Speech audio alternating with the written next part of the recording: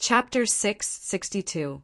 After the last incident at the Kowloon Ocean, the European server players realized a problem.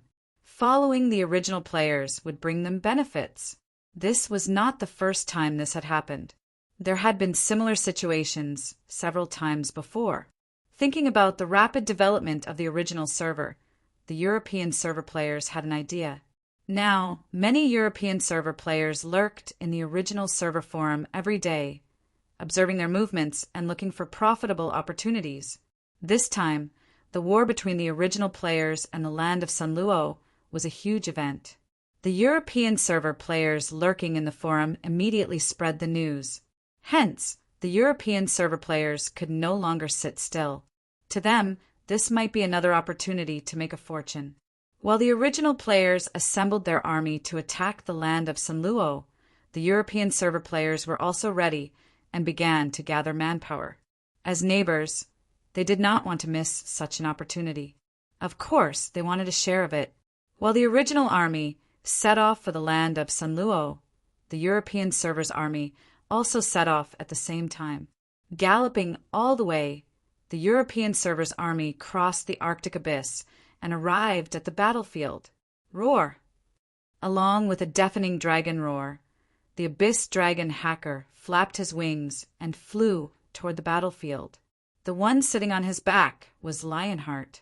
As Reinhardt raised the spear in his hand, a black energy overflowed from the tip of the spear and enveloped the dragon and the man. The abyss dragon hacker's speed increased again. He roared and dove down. Seeing this, Meiba was stunned. She could not believe what she was seeing. In her opinion, no matter how large the Beiki player clan was, all of them should be here. However, the appearance of the European server players completely shattered her judgment. Looking at the countless figures pouring out of the Arctic abyss, Meiba could no longer remain calm. If this force joined the battlefield, the zombie clan's advantage would be gone. Thinking of this, Meiba quickly turned to look at the demonic god. A purple spear appeared in her hand, and she threw it at the struggling demonic god. She knew that she had to speed up. If the demonic god did not die, the situation would become very disadvantageous for them. At this moment, the abyss dragon hacker, who was approaching from afar, suddenly flapped his wings and disappeared into the air. When he reappeared, he was already in front of the purple spear. Kacha! The dragon's head shook and its huge mouth snapped shut. The purple spear was instantly crushed into specks of starlight. Haka, dragon roaring cannon! Reinhardt said, Roar! When Hacker heard this, he raised his head and roared. A surging black ball of energy gradually formed in his mouth, and it continued to expand. When the energy ball was about 3 meters in diameter, Hacker turned his head and aimed his mouth at Meiba. A black beam of light shot out from Haka's mouth and shot towards Meiba at an extremely fast speed. Unable to dodge in time, Meiba was struck by the black pillar of light. The pillar of light pushed her into the horizon in the blink of an eye. The original server players were speechless. Seeing this scene, they could not help but admit that Reinhardt, who had a demigod mount, was really amazing. He actually took away one of the big bosses. Meiba, meanwhile, Reinhardt, who was riding on Hacker's back, had a smug look on his face. After being suppressed by the original server players for 3 years, it was finally his turn to show off. However, at this moment, Reinhardt did not dare to be too presumptuous. This was because he knew whose home ground this was. At this stage, if the European server offended the original server again, they would definitely face the crazy revenge of the original server. Before their strength was fully developed, doing so would definitely be courting death. Although as players, they were not afraid of anything, but the original server, which was stronger than them, could restrain them very well. If they really wanted to stay in the land of Tsangshu, it would be difficult for the players in their server to even go online. After all, the players were the ones who understood the players the best. The arrival of the European server's army this time was actually to rob the original server of soul coins and experience. This was also the reason why Reinhardt took the initiative to help Lu Chai and the others out of their predicament. At this moment, Reinhardt wanted to make it clear to the original server players that he was here to help them. Then he would use this as an excuse to start robbing soul coins and experience. Thinking of this, Reinhardt turned his head to look at the demonic god who was trapped in place. Then he patted Hacker's back and said, "Hacker, break the formation." Hacker heard him and nodded. Then he immediately swooped down toward the people who had set up the formation. However, just as Hacker was about to land, his body suddenly trembled. Then he hugged his head and fell to the ground with a loud thud. "What's wrong?" Seeing this, Reinhardt immediately asked. "My head hurts, my head hurts." Hacker hugged his head and replied with a pained expression. Reinhardt immediately opened Hacker's status bar and immediately discovered that Hacker was suffering from a mental curse. However, before Reinhardt could do anything, a purple spear shot from afar and suddenly hit Reinhardt in the chest. Reinhardt could not react in time, and his body was pierced by the purple spear. His body was carried into the sky, and his HP was reduced by more than half. Horrified, he did not hesitate at all. He decisively activated his Unity of Man and Mount skill, and his body suddenly returned to Hacker's back. When the second purple spear pierced towards him, Hacker, who had a pained expression on his face, raised his head and angrily bit down on the purple spear. Then he flapped his wings and charged towards the figure in the distance. Seeing that Meiba was restrained by Reinhardt, the pressure on Lu Chai and the others suddenly lessened. Although the surrounding Corpse Clan warriors were still not easy to deal with, without Meiba's command, the cooperation of these Corpse Clan warriors was much weaker. It was relatively easier to resist when they were unconscious. As Tang Mu, Yi Qin, and the others arrived one after another, Lu Chai finally decided to continue advancing. Lu Chai, who was carrying the number 1 meat shield in the entire server, turned into a super meat shield with the help of Sun Chi. He began to charge. At the back of the battlefield, the European server's Iron Cavalry Regiment also arrived at this moment. Following the command of the chief commander, Li Xing, they simultaneously activated the charge skill. Black streams of light flowed in all directions. The European server's Iron Cavalry Regiment's speed increased, and they suddenly charged into the battlefield. At this moment, the pressure on the original server players was greatly reduced. After the European server's Iron Cavalry Regiment crashed into a wave of Corpse Clan warriors, they turned to look at the surrounding original server players. Original server brothers, don't misunderstand. This time we're here to help. Don't attack us. We're on the same side, we're on the same side. Don't attack, I'm here to help. Brother from the original server, I have a lot of HP. I see that your team's meat shield is already dead. What do you think of me? In order to prevent the original server players from smashing their heads in the battle, the European server players immediately made their stand clear to the surrounding players after they rushed into the battlefield. Seeing this scene, the original server players were speechless. However, when they thought that the demonic god was about to die and that time was running out, they immediately acquiesced to the European server players' sudden entry into the battlefield. As the European server's necromancer and other players of other professions rushed into the battlefield, a common voice channel was opened in the battlefield at this moment. Sun, friend from the European server, do you have a cleric? Our team's with spiritual descendant is dead. We need a strong healer.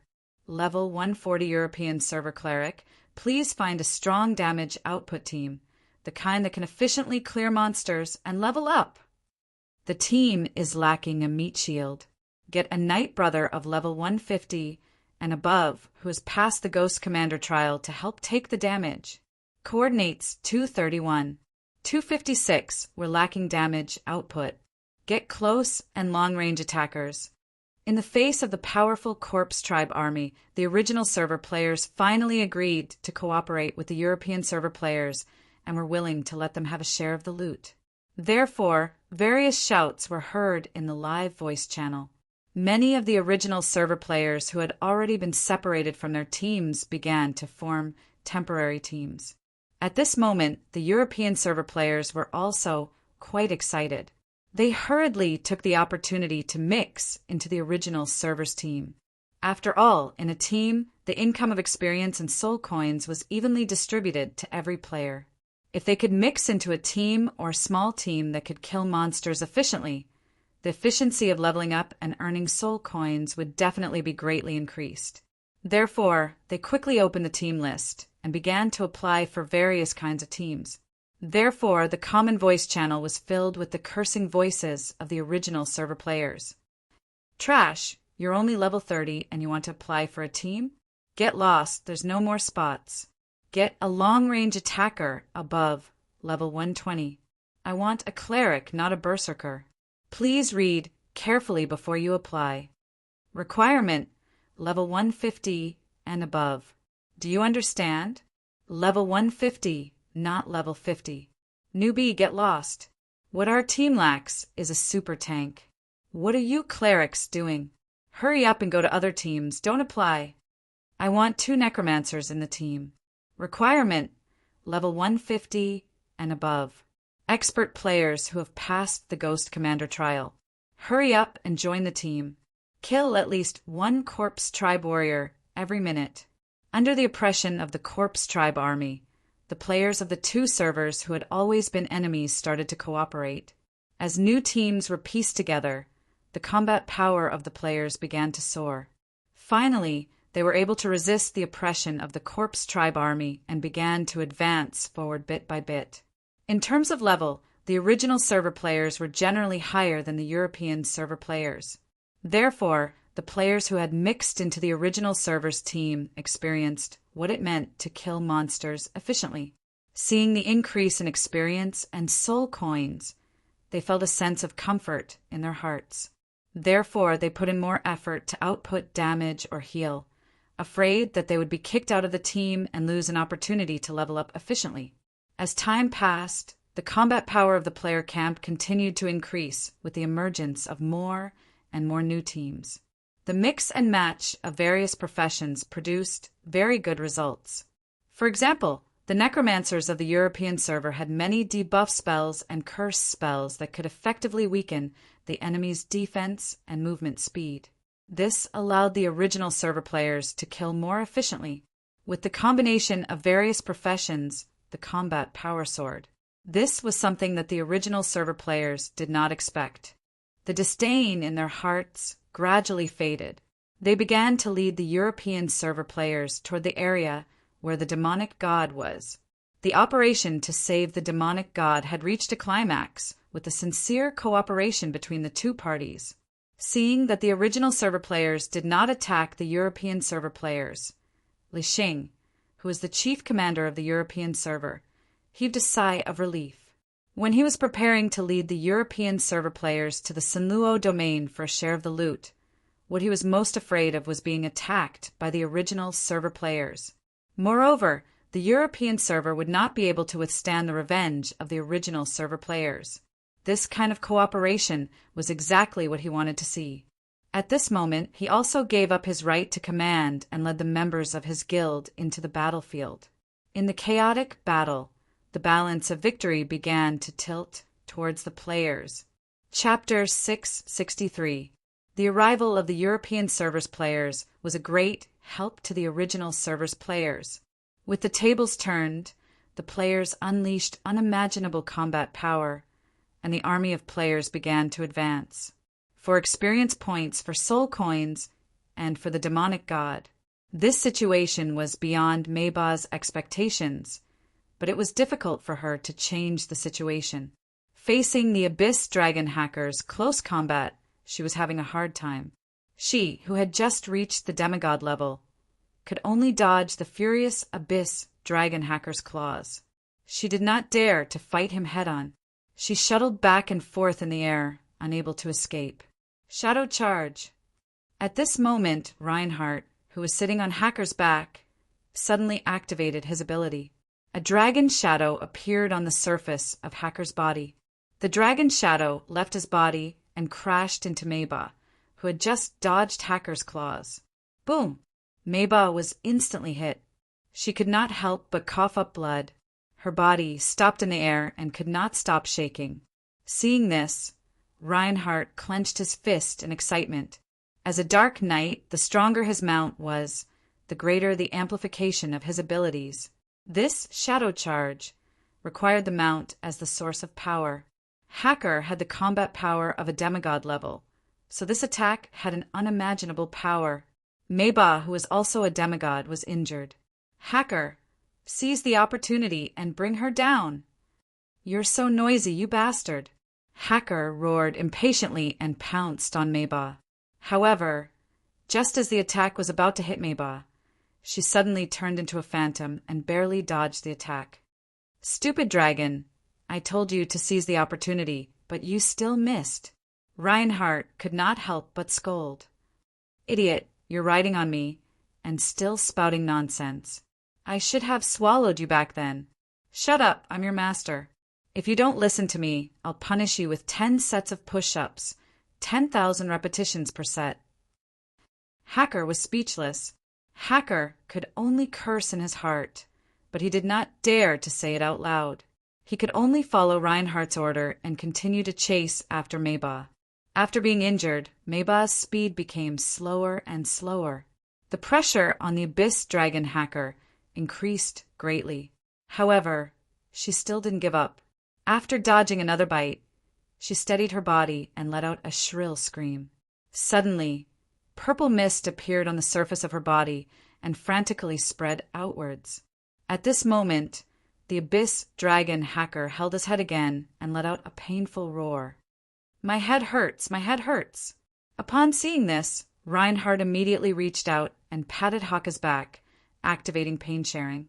Although the battle artifact shielded the damage on the soul level, it could not shield the damage on the mental level. The great pain suddenly made the veins on Reinhardt's forehead bulge, and his face became ferocious. Stupid dragon, hold on and swallow it for me. Roar.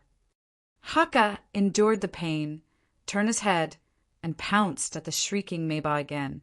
Seeing this, Meiba immediately stopped screaming and dodged to the side again. Reinhardt decisively captured Meiba's movement trajectory and immediately launched Shadow Impact towards the area he had predicted. Boom! Meiba coughed up another mouthful of blood. Her face turned pale and her body trembled. She seemed to be powerless. Hee, keep running. Seeing that the attack was effective, Reinhardt smiled. Meiba's face was gloomy and she didn't speak. She then turned to look at Hitorigami, who was devouring the evil god. Suddenly, there was only determination left in her eyes. Brother, let me protect you. As soon as she finished speaking, Meiba's pupils turned purple, and her body started burning. She burned her soul. At this moment, Meiba made her choice. Ah! With a long scream, the purple mist suddenly spread outwards with her as the center, covering half of the battlefield. At this moment, Haka, who was in the center, suddenly fell from the sky. Many players below were also hit by this mental impact. Caught off guard, they subconsciously covered their heads and began to roll on the ground. My head hurts, my head hurts. As her soul continued to burn, blood flowed out of Meiba's pupils, but she still did not stop screaming. Half of the battlefield was under her control. This time, Meiba was extremely determined. Before death approached, the image of her brother, Hitorigami, carrying her on his back and struggling in the snow, kept appearing in her mind. You never abandon me. Brother, this time let me protect you. Even if your opponent is a god, I will kill him. At this moment, Meiba turned into a purple sun. The purple light engulfed the ground and flew towards the evil god in the formation. Ah! The scream grew louder as her soul burned. Even though the players blocked their sense of pain, their trembling bodies were still unable to move. They could only crawl on the ground and watch as Meiba rushed towards the evil god. When Meiba's body came into contact with the evil god, the surface of the evil god's body burned with purple flames. The spiritual and mental impact instantly broke through the evil god's soul defense and rushed into the depths of the evil god's soul. This caused the evil god to scream in pain. At this moment, Mayba's soul also left her body. She rushed towards the depths of the evil god's soul with the conviction that she was going to die with him. Breaking through the layers of soul defense, Mayba arrived in front of a burning pupil god seal. She pounced on it without hesitation. As long as my brother is alive, this was Mayba's last thought. Then she closed her eyes. However, the moment she came into contact with the evil god seal, the burning flames on the surface of Mayba's soul suddenly extinguished. At this moment, Mayba saw an image. An unimaginably huge, broken body of an ancient god stood on the ground. The image continued to move forward. The body stood there for an unknown amount of time before it slowly collapsed. At this moment, the heavens and the earth changed. The ancient god's body began to evolve rapidly.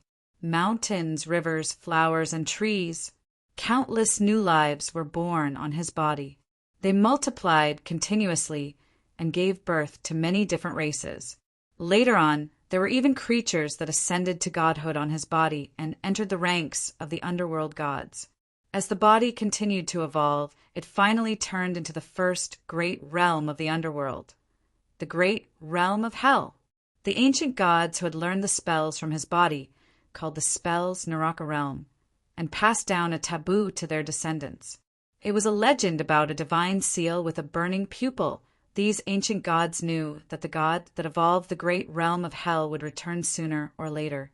Even if his soul was destroyed, the god seal would not be destroyed. He would return on the path of reincarnation. This ancient god was the one and only divine king in the great realm of hell, Ksitigarbha. Mayba's soul trembled uncontrollably. At this moment, she knew who her brother had offended. It was a reincarnated divine king. It was impossible for her to use her soul to fight against the god seal. At this moment, countless negative emotions rushed out of the burning god seal and entangled Mayba's soul. Mayba let out a painful scream. However, it was useless. She was completely submerged in the power of the laws. She could not escape or resist. Boom! The god seal shook. Mayba's soul was ejected from the depths of the demonic god soul and flew back into her body. Bang! The moment Mayba's soul fused with her body instantly shattered, leaving behind only her soul that was still in pain and trembling. At this moment, the demonic god opened his blood-red eyes. Negative emotions gushed out from his eyes, causing the people who had set up the spell to freeze in place. Their bodies began to tremble and tears flowed down their cheeks uncontrollably. The power of the negative emotions had completely exploded. Once again, the demonic god lost control and reverted to the way he was when he was chasing after Hitorigami. In Lu Wu's previous life, the Northly god had spent a long time suppressing and wearing him down. At this moment, he was the real demonic god. Deep in his heart, there was only evil and endless killing. Roar! With a loud roar, the god seal on the demonic god's forehead shone brightly. The bodies of the people who had set up the spell collapsed in an instant. At this moment, the demonic god punched Hitorigami in front of him and stood up. The seal chain broke inch by inch. The demonic god had completely liberated himself and was no longer under anyone's control. Then he looked at Hitorigami, who had fallen to the ground. Although he had lost his consciousness, the hatred he had for Hitorigami had never faded. Hence, Hitorigami became his first target to vent his power on. The blood-red fist seal filled the air. Hitorigami's body was frozen in place, continuously enduring the demonic god's violent attacks. A bloody mist appeared continuously. Hitorigami's body collapsed bit by bit, turning into a bloody mist that scattered all over the world. Having lost control, the demonic god's strength had increased tremendously. Hitorigami could not withstand it at all. In the end, his body was completely destroyed, leaving only his soul behind. At this moment, the demonic god's blood-red eyes looked down at the Corpse Clan army and the players. The players were speechless. Just as the demonic god was about to attack, a large brass bell descended from the sky and suppressed the demonic god, locking him in place. The furious, demonic god started to pound on the golden bell, producing a loud dong-dong sound. However, the brass bell did not budge. No matter how the demonic god attacked, it was of no use. Seal! With a long sigh, the golden bell suddenly shrunk, pressing down on the demonic god's body. In the end, the demonic god's body was only about 10 meters tall. At the same time, the burning god's seal on his forehead gradually disappeared. Finally, he passed out. After that, the brass bell suddenly disappeared, as if it had never been there. The sudden death of Hitorigami and Mei-Ba was obviously unexpected by the Corpse Clan army. At this moment, they were completely panicking. They could be unafraid of death, but they could not afford to lose Mei-Ba, who was like their backbone. At this moment, the Corpse Clan army woke up from their frenzied state. However, what welcomed them was the merciless slaughter of the players. Although they did not know what had happened, the players knew that they could not give the Corpse Clan a chance to catch their breath. They would destroy them in one go. There was no need for any mercy. From Yu Hung, the only surviving member of the Netherworld clan, the players understood the history of the Sanluo region. They had long understood the rules of survival in this world. The Corpse Clan had ended the history of the Netherworld clan and started a new chapter in their own history. At this moment, the players would end the history of the Corpse Clan and start their road of conquest. This game was named Battle. War was the main theme, and it had never changed. At this moment, the players from the original server and the European server pushed the war to the end of the Corpse Clan's history. Right or wrong was no longer important. All they needed to do was to kill the enemies in front of them and pave a way for the future of this road of conquest. Chapter 664. The demonic god's uncontrollable state only lasted for a few minutes, but he managed to destroy Mei-Ba and Hitorigami's physical bodies, leaving only their souls behind. Although the demonic god's divine seal was sealed by the great Emperor of Dongyu to protect them, the outcome of the battle between the players and the zombie clan was already decided. After losing Hitorigami and Mei-Ba, the zombie clan's warriors seemed to have lost their backbone. Facing the joint attack from the original server and the European server, it became extremely difficult for them to resist. However, at this moment, the players suddenly noticed a strange scene in the sky. In the distant sky, two spheres, one red and one purple, slowly appeared, shining brightly. One of them was born from Hitorigami's disintegrated body, while the other was born from Mei-Ba's disintegrated body.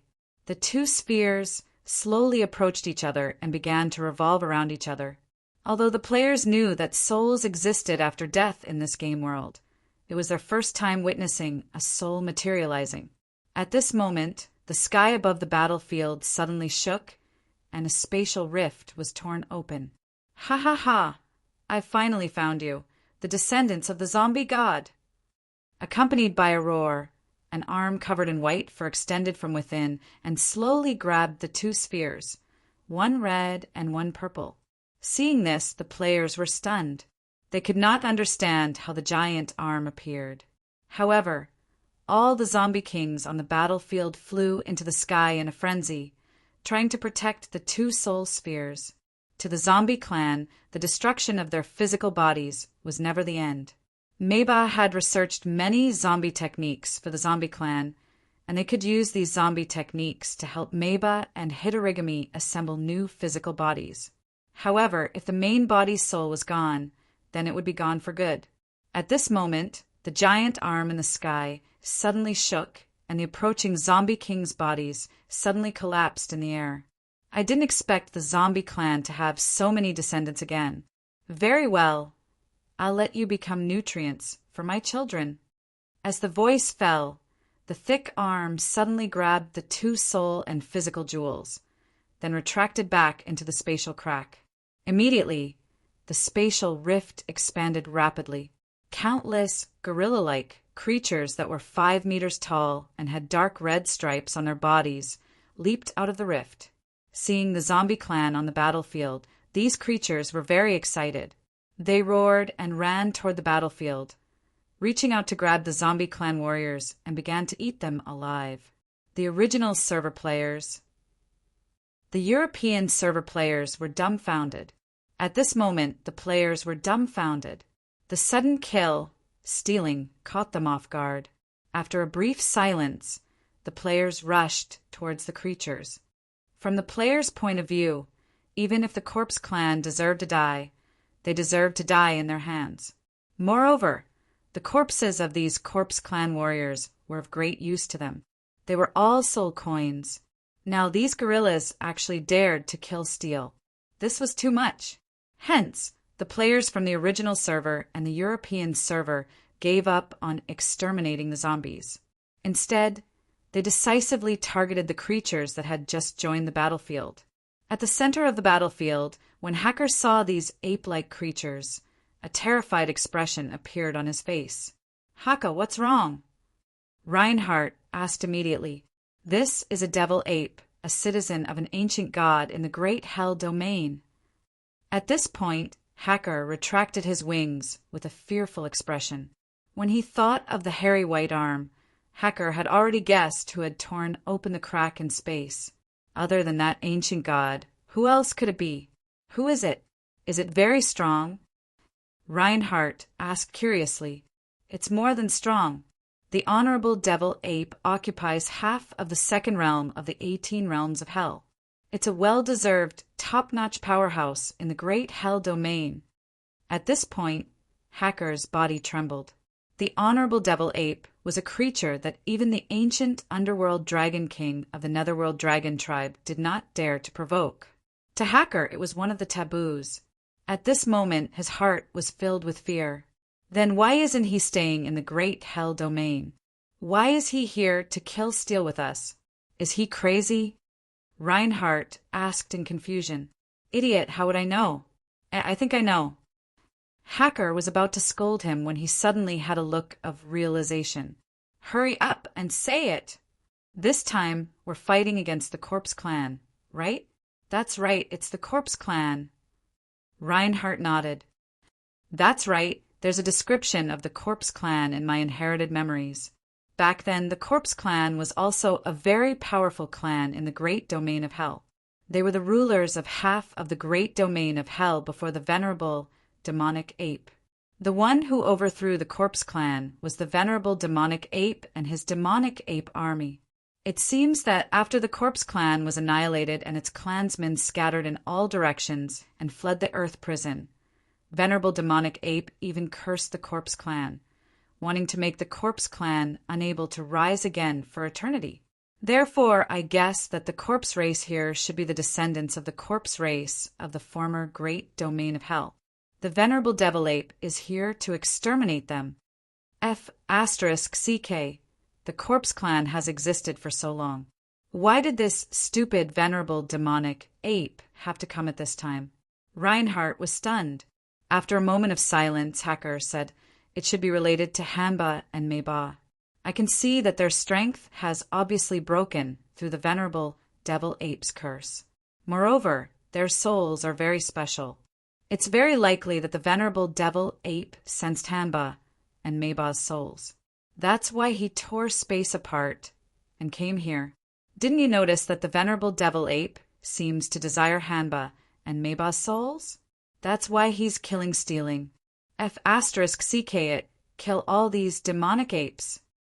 Reinhardt immediately raised a spear and shouted, "These are the venerable devil ape's people." Hacker looked fearful. "What's there to be afraid of? You've obtained an immortal body by following me. Why are you afraid of the demonic apes? Hurry up and kill them all." Hacker was stunned when he heard that, and a thoughtful look appeared on his face. After a moment, Hacker slapped his thigh in realization.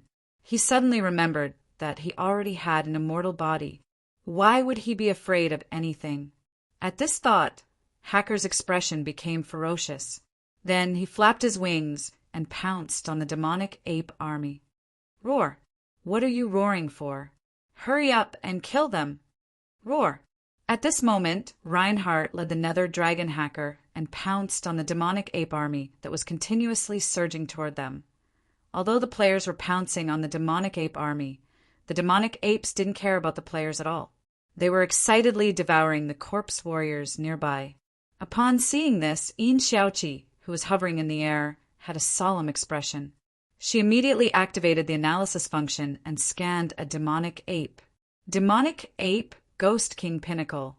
Creature details: a top-notch creature in the second realm of Naraka. It has an extremely strong body and is born with the strength of a Ghost Supreme Commander Peak. It is the descendant of the venerable demonic ape, the ancient god. The first-generation demonic ape grows by devouring the bloodline power of the members of the Corpse Clan. It has evolved to have a stronger body than the Corpse Clan. It has great potential. Creature characteristics: violent, gluttonous creature status. Growth stage: Yin Xiaoqi frowned when she saw the demonic apes analysis menu. They were born with the strength of a Ghost Supreme Commander Peak and had great potential for growth. To Yin Xiaoqi, these demonic apes were simply super creatures. At this thought, Yin Xiaoqi's gaze swept across the demonic apes. Just as she had expected, these demonic apes were generally at the Ghost King realm. There were even quite a few at the Ghost Emperor realm. This was not something that the players could fight against at this stage. At this moment, she gave up on commanding and spoke in the live chat channel. These demonic apes are very strong. Everyone move in groups or small groups. The commanding battle is over. At this moment, the players had actually realized how terrifying these demonic apes were. Not only were they extremely strong, but their body's defense was also ridiculously strong. They were simply moving tanks with shocking, destructive power. However, the players were not afraid at all. To them, the stronger the opponent, the higher the reward. Killing one was a huge gain. They just had to kill it, and that would be it. Faced with the demonic ape army that was unscrupulously robbing the monsters, the players began to attack. They gathered from all directions and began to select the demonic apes that they could fight against using their analysis ability. Relying on their teamwork, they began to kill the demonic apes. Faced with the constant harassment of the players, the surrounding demonic apes seemed to be infuriated. They began to attack the players nearby. The strength of these demonic apes was extremely terrifying. It was especially so for a few giant demonic apes with white stripes on their backs. They already had strength close to the Ghost Emperor Peak. They could split mountains and rocks with just a lift of their hands. A large number of players dispersed into black fog during the battle. At this moment, the players were feeling rather depressed. This was because the combat strength of these demonic apes was too strong. Moreover, their vitality was extremely tenacious. It was very difficult to kill one of them. However, it was impossible for them to give up. If one team couldn't do it, they would add another team. If that didn't work, they would add another team. On the battlefield, a large number of players began to form teams and continued to fight the demonic apes. However, the players were not stupid. They specifically targeted the weaker demonic apes. Even if the surrounding demonic apes attacked them, the players would fight with their lives if they targeted one demonic ape. They didn't care if the surrounding demonic apes attacked them. Exchanging lives for lives. This was the strategy that the players used at the beginning of the server's launch. Faced with such a powerful creature like the demonic apes, the players felt that there seemed to be no other way to use this strategy. However, although this strategy caused the players to suffer heavy losses, the demonic apes on the battlefield gradually began to suffer casualties. The demonic apes continued to wail as they fell. To the players, death was like a free trip back to the city. After all, as long as they could kill one, they would not suffer any loss. With such a mentality, the players fought fiercely. They shouted in the team voice chat and cooperated with each other to launch a frenzied attack. At that moment, an exclamation was heard in the team voice chat. F***CK, everyone take note. The soul coins and experience from killing the demonic apes aren't important. Their bodies are the treasure. I just killed one with the team. After the black fog swept through, the demonic ape dropped a bunch of good stuff. Take a look. Screenshots of the 4 items attached. Demonic ape skin, rank 6 special material. Material details. Used to create leather armor and defensive equipment above level 200. Can effectively reduce damage received and provide partial mana immunity. Material quality. 87 demonic ape tusk, rank 6 special material. Material details. Used to forge weapons and special tools. Has a level 6 sharpness rating. Provides partial armor-piercing effect. Material quality. 128 demonic ape eye, rank 6 special material. Material details. This material can be provided to apothecary players to refine a special elixir called demonic eye. Provides permanent vision enhancement. After taking it, the body will develop resistance. It can be used for a maximum of 6 to 10 times. Subsequent uses will be ineffective. Material quality. 92 demonic ape heart, rank 6 special material. Material details. This material can be provided to demonic chef players to cook special spiritual food. There is a chance to create special food that provides a passive enhancement effect of rage. Material quality. 108. Seeing the 4 screenshots, the pressure on the players was instantly lifted. Then, the way they looked at the demonic ape changed. How is this a ferocious beast? It's a gold mine.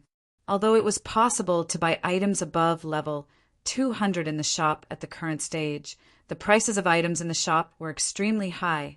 Ordinary players could not afford it at all. Making one's own equipment could save a lot of money.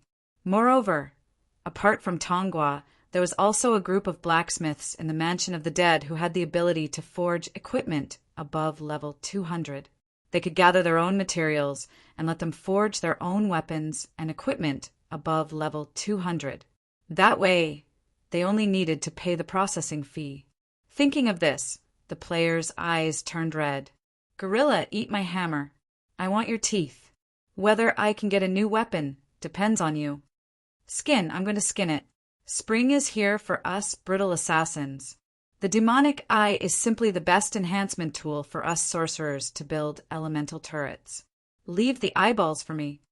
The live chat channel was in chaos. At this moment, the players were full of fighting spirit. In a situation where death was no longer a threat, the temptation of benefits was maximized. The players immediately rushed towards the demonic ape and launched a frenzied attack. Every time a demonic ape was killed, cheers would be heard in the group live chat channel. The sense of accomplishment of defeating the boss and reaping the rewards had completely diluted the pressure caused by the large number of players dying. The joyous atmosphere rippled in the battlefield. Every player's face was brimming with smiles, especially when they killed the demonic ape and picked up the materials. That kind of joy was like hitting the jackpot. One after another, the demonic ape army died under the continuous attacks of the players. At this moment, the demonic ape army was completely enraged. They completely abandoned the corpse tribe army and began to attack the players. This time, the players could no longer withstand the attack. Under the frenzied massacre of the demonic ape army, more than 80% of the players on the battlefield returned to the city for free. However, compared to the rewards, many players were still very happy even before they were killed. At this moment, in the center of the battlefield, the demonic god who had fallen into a deep sleep suddenly opened his eyes. The hostility in his heart was suppressed. At this moment, the demonic god was no longer as crazy as before. He looked very confused. Demonic god boss, you're awake? At this moment, Sun Chi, who was beside him, withdrew his hand from the demonic god's body. He stuck out his tongue and panted heavily. Where's Hitorigami? As if he had thought of something, the demonic god's expression became extremely solemn. Dead, Meibai is also dead. They were all beaten to death by you. It was a very cruel kind. Sun Chi replied immediately. Dead. Good. Where are their souls? At this moment, a sinister smile appeared on the demonic god's face. In his opinion, death was still too light. He had to make Hitorigami suffer endless torture to vent his hatred. Upon hearing this, Guyu, who was standing at the side, had a strange expression on his face. He then pointed at the crack in the sky and said, "Demonic god boss, the souls of Hitorigami and Meiba have been captured by a strange hand. That fellow seems to be very strong." The demonic god was speechless. Looking at the demonic god's shocked face, Guyu Lu Chai and the others all had sympathetic expressions on their faces. After all, the process of the demonic god's revenge was too complicated. He was so close to success this time, but his plans were disrupted by an external force. I killed his entire family. Hitorigami is mine. Looking at the crack in space, the demonic god could not help but curse. Meanwhile, Guyu and the others nodded in agreement. Although they could not defeat the demonic ape army at this stage, they would remember this grudge and seek revenge sooner or later. Chapter 665. Watermelon_Taro replied to reading _book_breaker. Awesome! Now I've found an area with new equipment. When I reach level 200, I'll use these demon apes to get a new set of equipment. I've just passed the Ghost Commander's late-stage trial, and I'm going to attempt to become a Ghost General. 6. If there's a grudge, we usually take revenge on the spot. If it doesn't work, I still want to do it on the spot. Yi Schwerer is _the cutest. Thank you for sharing the historical story. It's very useful. It's great immersion in the game. Tip 1,000 soul coins. 4. I'm not targeting anyone. I'm just saying that the opponents are all trash. During the search, the players really found information about the Demon Ape Clan. This was the rule of survival for the players in this world. This was the characteristics of the players, which could be summarized as follows. This time, the players did not even need his help. They could rely on the information and their own deduction to find their opponents and come up with a way to get there. They had been fighting for more than 3 years. Although there were many setbacks along the way, any setback would become insignificant as they grew. The sudden arrival of the Demon Ape Army this time was considered by the players to be a hurdle on the road of war. Broken_sword, but I have a question. The venerable demon Ape tore through space to get here. How long do we have to wait for our revenge? After all, we don't have the ability to tear through space. Sea King's confused face. Tip 10 soul coins. The battle in the Sanluo region came to an end with the sudden appearance of the Demon Ape Army. Attachment, part of the Demon Ape Clan's history. There was even a small group of players who were attracted by the wide variety of content in the library. They spent all day in the library, wanting to learn all the history and knowledge. At this moment, he was very pleased.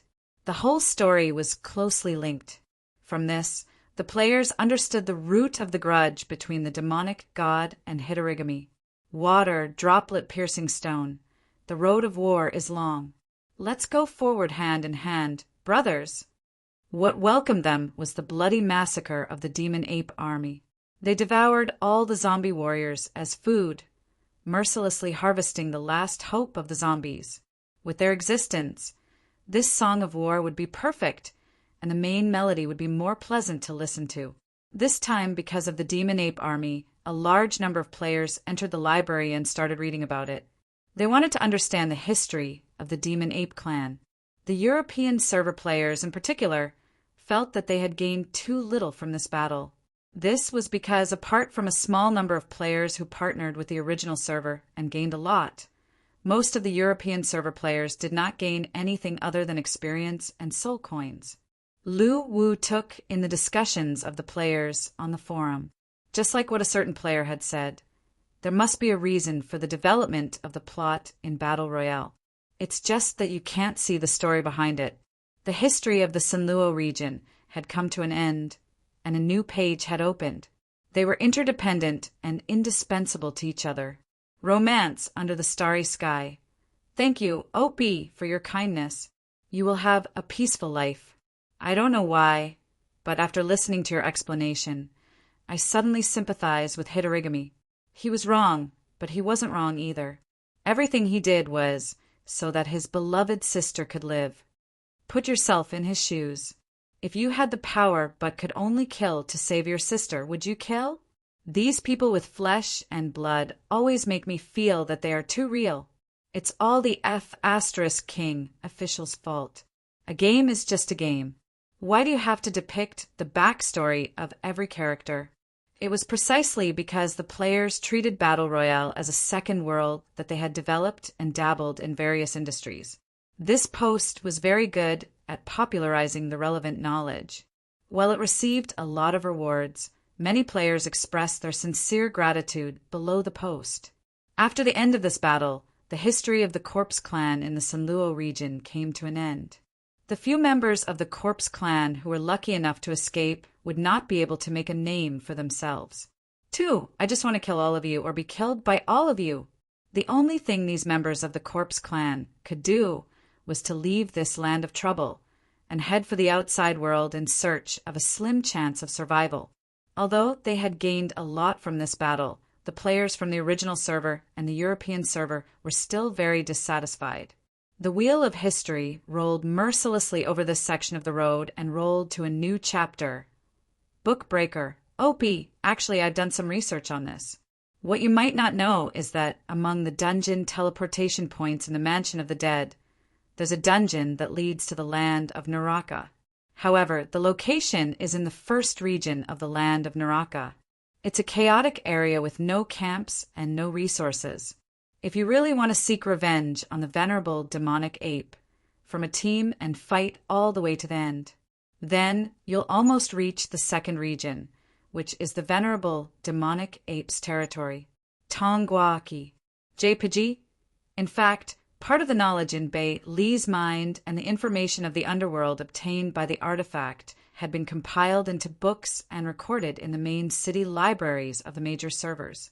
The content covered a wide range of topics, ranging from history to the knowledge of individual skills. As expected, the information on the demonic ape clan is here. Su ran, however, when he slaughtered the demonic god's family. The grudge between him and the demonic god was destined to continue. However, even without the players, the fate of the Corpse Clan could not be changed. Shuali_the_strongest. Thank you, OP. Thank you, all the selfless players. I love you. Chio gives you a thumbs up. JPG, for the players, revenge was never a trivial matter. Invincible_loneliness. Thank you, OP, for letting me understand the story behind the demonic god and Hitorigami. There's a reason for it. Tipping 1,000 soul coins. This post quickly became a hot topic, and it also solved the confusion in the minds of many players. Although the players fought with all their might, their strength was not on the same level. Therefore, the players of the original server and the European server were defeated in the end. At this moment, Lu Wu was filled with emotions. He subconsciously rubbed Little Bei Li's head. Peppa_Boar replied to Baldy_Lily, "You're wrong. If we were the venerable demonic ape, would we kill off an enemy clan with great potential? Or would we give them a chance to rise again and take revenge? I think most people would do that. As for the massacre of the Corpse Clan in the land of Sanluo, do the clans in the land of Sanluo deserve to die? It has nothing to do with right or wrong. It's just a standpoint. Of course, I know you're still young just by looking at your ID. You'll understand when you grow up. Both the original server and the European server had their own main city libraries. This was the best place for them to search for information. They looked down from the sky above the Mansion of the Dead through the artifact. Leaves it was the same for the original server players. Perhaps they would all die during the long journey, or perhaps they would change their clan's name in a brand new region. After lying dormant for a period of time, they would rise again and write a new glory, this time, with the enthusiastic help of a player who was determined to compile the battle history compendium. Many players responded to the call and quickly found the information of the demonic ape clan for the majority of the players. The players of the European server might feel helpless against the original server players, who also had the ability of immortality, but they would not yield to the external forces. They all expressed that they had to take revenge. First, life and death are indifferent. Fight if you're not satisfied. Content. We were commissioned by the major guilds to look up information about the demonic ape clan. Fortunately, we did not fail our mission this time. We have compiled the history and evolution of the demonic ape clan and recorded an explanatory video. As for the life players, adventure players, and even the players in the library who wanted to write the battle history compendium, they were the accompaniment. Since the hatred had been formed, the players began to study how to take revenge. Crayon Shin-chan, didn't you notice something? The venerable demonic ape came from the land of Naraka. Isn't that the territory of the sons of the Naraka server? I've found out that the Blue Valley ruins occupied by the players of the Naraka server is in the 3rd region of Naraka. It's only 3 times the distance of Baki from the 2nd region. It's not too far, but it seems that this bunch of trash can't even get out of the Blue Valley ruins. There's no hope for them, laughing emoji. 7th, there's no problem that can't be solved in 3 hours. If there is, then add another 3 hours or unlimited plus 3 hours. OP, read more than 10,000 scrolls. 20. The story of the players continued. Although the battle history compendium was the main theme, the accompaniment was equally important. From the explanatory video in the post, they learned that the demonic ape clan came from the land of Naraka. They also learned about the corpse clan's decline from its peak to its desolation. In the end, they were killed by the venerable demonic ape and their clan began to wander. Cake Superman Naraka replied to Crayon Shin-chan, "It's fine that you're causing trouble in the Naraka server forum, but you're also secretly calling us trash behind our backs. I hope to see the day you're found as soon as possible, you bastard, blood-dripping knife." JP. From this, they also understood why the Corpse Clan had always been hiding in the land of Sanluo despite having such great potential, and only rose to power now. Crayon Shin-chan. Awesome. I've been flipping through the library for 3 days, but I didn't find anything. It's mainly because there are too many books. We really need a professional history investigation team. From now on, I'll make you the leader of the battle history investigation team. Laughing emoji. It turned out that the Corpse Clan had always been carrying the curse of the venerable demonic ape. The reason why Hidorigami was killing everywhere was to condense the blood source and break the curse on his sister. Because of this, many players would seek help from the library when they encountered problems that they couldn't solve. Third, what's others is mine, and what's mine is still mine. A large wolf dog. This twisted world needs us to straighten it out. Only we can save this world and let them live happily like Tonghua. I'd like to thank the players who worked hard to find the information this time. The list is as follows: 300 people. Bald Loli. After watching the video, I want to say that all the mistakes should be blamed on the venerable demonic ape. He had already killed all of them, so why did he still curse the Corpse Clan? That's why Hidorigami killed so much to break the curse on his sister. The venerable demonic ape had gone too far. The player's potential had exceeded his expectations again and again in the formless growth mode without any restrictions on freedom. However, this was not a problem for the players. Fifth, when we go crazy, we even beat our own people. President of the Demolition Officers. The original poster is a good person. I'm looking forward to the battle history that you've compiled. I hope to see it in my lifetime. If it doesn't work, let my children burn it for me. Laughing emoji. Tipped 1,000 soul coins. However, since the demonic ape army tore through the space tunnel, the players had no idea how to find him at this stage. After that, the players set up a discussion group on the forum and began to share the information that they had learned. Finally, they compiled the information into a guide and posted it on the official website. Chapter 666. The battle with Cha Na was at the earliest stage of Battle Royale. There were only a few 100,000 players at that time, and only a small portion of the players received this title.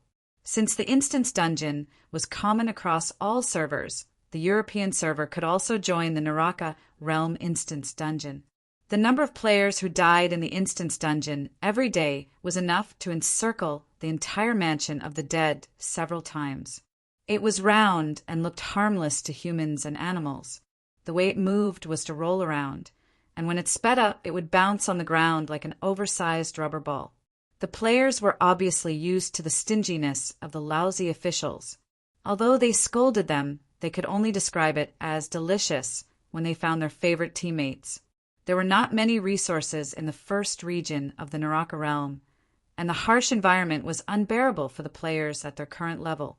However, there were companions on the journey. The devastation and the harsh environment were just another scenery on the journey. Compared to the hundreds of millions of Battle Royale players in the main server, the few 100,000 players were just a small minority. Do we have to kill the soul-devouring beast clan before we can meet the demonic ape clan? I've been waiting for 3 days, but the truth hurt me. However, after knowing that this instance dungeon could lead to the area where the venerable demonic ape clan was, the players eagerly entered it again. The subsequent exploration of the Naraka Realm instance dungeon was a craze. My skin, my eyeballs, my heart, they're all gone. I've even run out of cat food. Soul-devouring beast, advanced Ghost King. To the players at this stage, the demonic ape clan was full of treasures. A valley appeared in front of them. Under the warm sunshine, the rustling of leaves in the wind was accompanied by the occasional chirping of birds. It was a peaceful scene. Lu Wu specially added a new function for this. This led to Lu Wu receiving a large number of instance dungeon entrance fees from both the main server and the European server within a day. What made the players even more regretful was that they didn't get to see the NPCs in the first version, and they didn't get to experience that moment of passion. Creature personality: gentle, undisciplined, violent, easily angered. A creature with a complex personality. It will change as it grows. The effect of this title was that it allowed them to obtain 2 additional free instance dungeon entries per day. Along the way, death often accompanied them, but there was never a lack of laughter. After coming into contact with the demonic ape tribe and seeing creatures like the soul-eater beast, they couldn't help but sympathize with the players from the Naraka server. How could they not be miserable when surrounded by such powerful creatures? In the early days of the game, this instance dungeon was a good place for players to carry bricks. Many players had spent some time in the Naraka Realm dungeon. Creature information: a top-notch creature in the second realm of the Hell domain. It rules over half of the second realm and is on equal footing with the demonic ape race. It is very malleable as it grows and can freely change its form. It can even imitate the abilities of other races.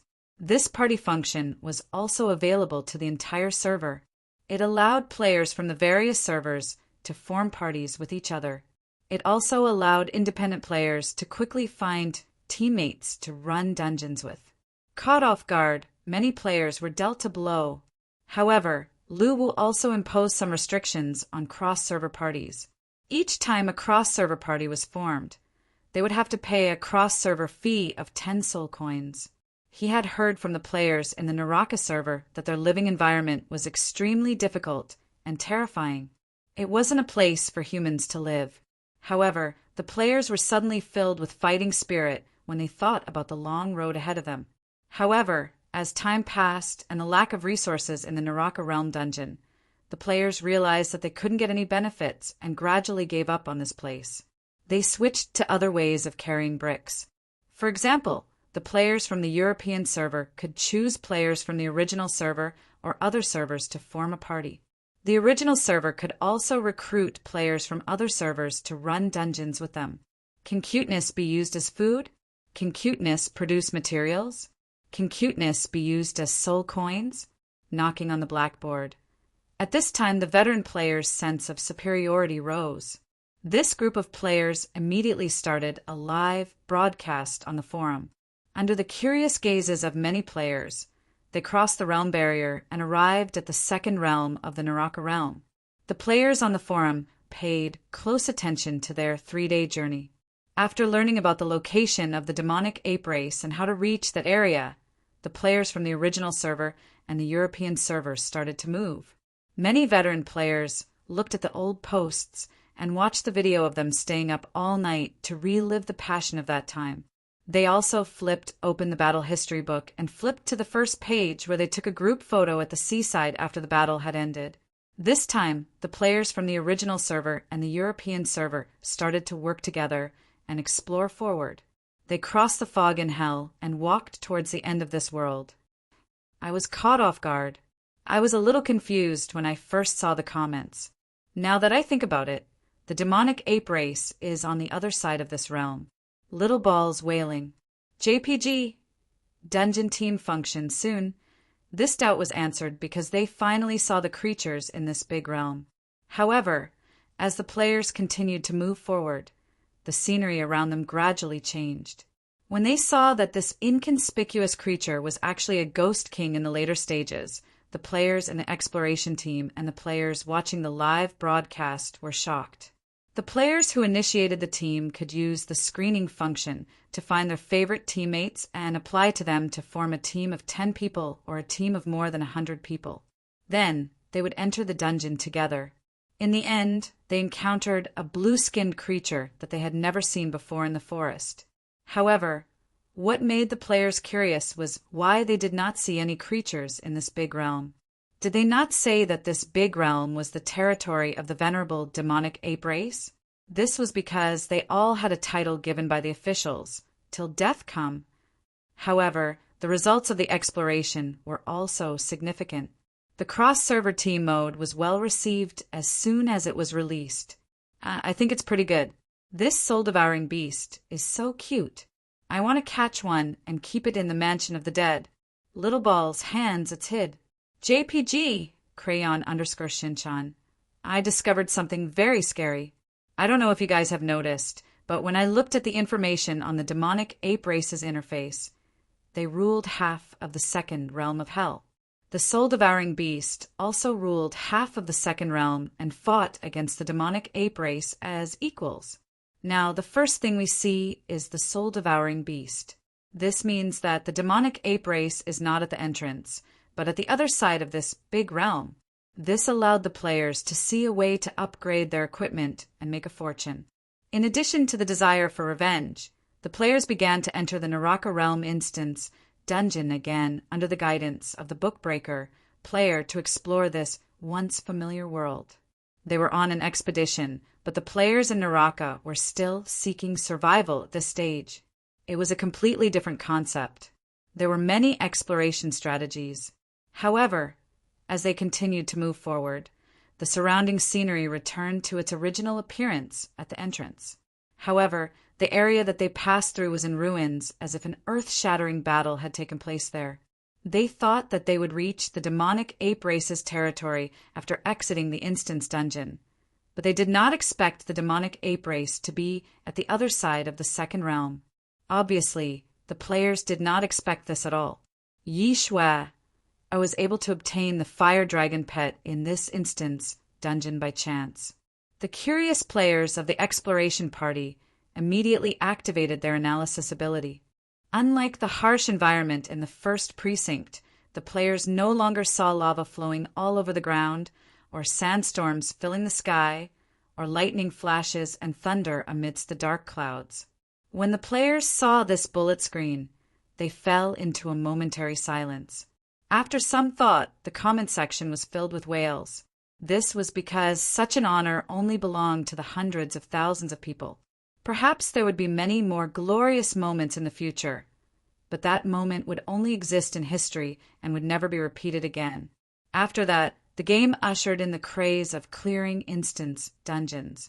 At this moment, the players of the original server and the European server who were watching the live stream felt a little emotional. On this day, the exploration party crossed a river and arrived at a dense forest. They stepped into it. The players were no stranger to the Naraka Realm instance dungeon. With this doubt in mind, the players continued to move forward. After the war in the land of Sanluo, many materials from the demonic ape race were put up for auction and sold at a high price. The collapsed land, the broken mountains, the withered flowers and trees. Everything seemed to gradually fit the scenery in the land of Sanluo. After tasting the sweetness of the collaboration in the land of Sanluo, the original players also realized that the class characteristics of the European server players could sometimes coordinate well with their team, making killing monsters more efficient. To give the players a better experience in the instance dungeon, Luwu even opened up the cross-server team function. At this moment, a bullet screen from Crayon Shinchan in the live stream caught the attention of all the players. This function was very simple. Players who wanted to form a team could display their status information on the team list after paying the instance dungeon entrance fee. From the class level equipment information to the stages of the trial passed, and so on, it would determine the direction of the team. Creature status. Depressed, for example, the dangerous areas in the Naraka realm that they had to pay attention to or how to take shortcuts. And so on. In this exploration, the players began to set off towards the area in the first region of the Naraka realm that they had never set foot in before. The players of the non-Asian server and the non-Asian server were struggling in their own territory. Obviously, they did not have the time to explore the instance dungeon. The players of the Naraka server, on the other hand, would never enter such a basic instance dungeon. While exploring, a team of players finally went through hardships and reached the end of the first region of the Naraka realm after a month and 7 days. They saw the space barrier that led to the second region. I specially contacted a team from the European server and prepared to form a team with them. We will set off after your exploration party has planned the route. Now that I know the truth, I shed tears of poverty.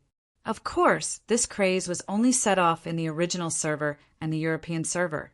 At this moment, many players who joined later would be lying if they said they were not envious. Seeing this scene in the land of Naraka, many Naraka players who were secretly watching the live stream in the original server forum were in disbelief. Some even suspected that they were not in the land of Naraka at all, and that the original players had gone to the wrong place. After all, they were in the land of Naraka, and they had not even conquered the Blue Valley ruins yet. Naturally, they did not have the time to join in the popularity of the original server and the European server.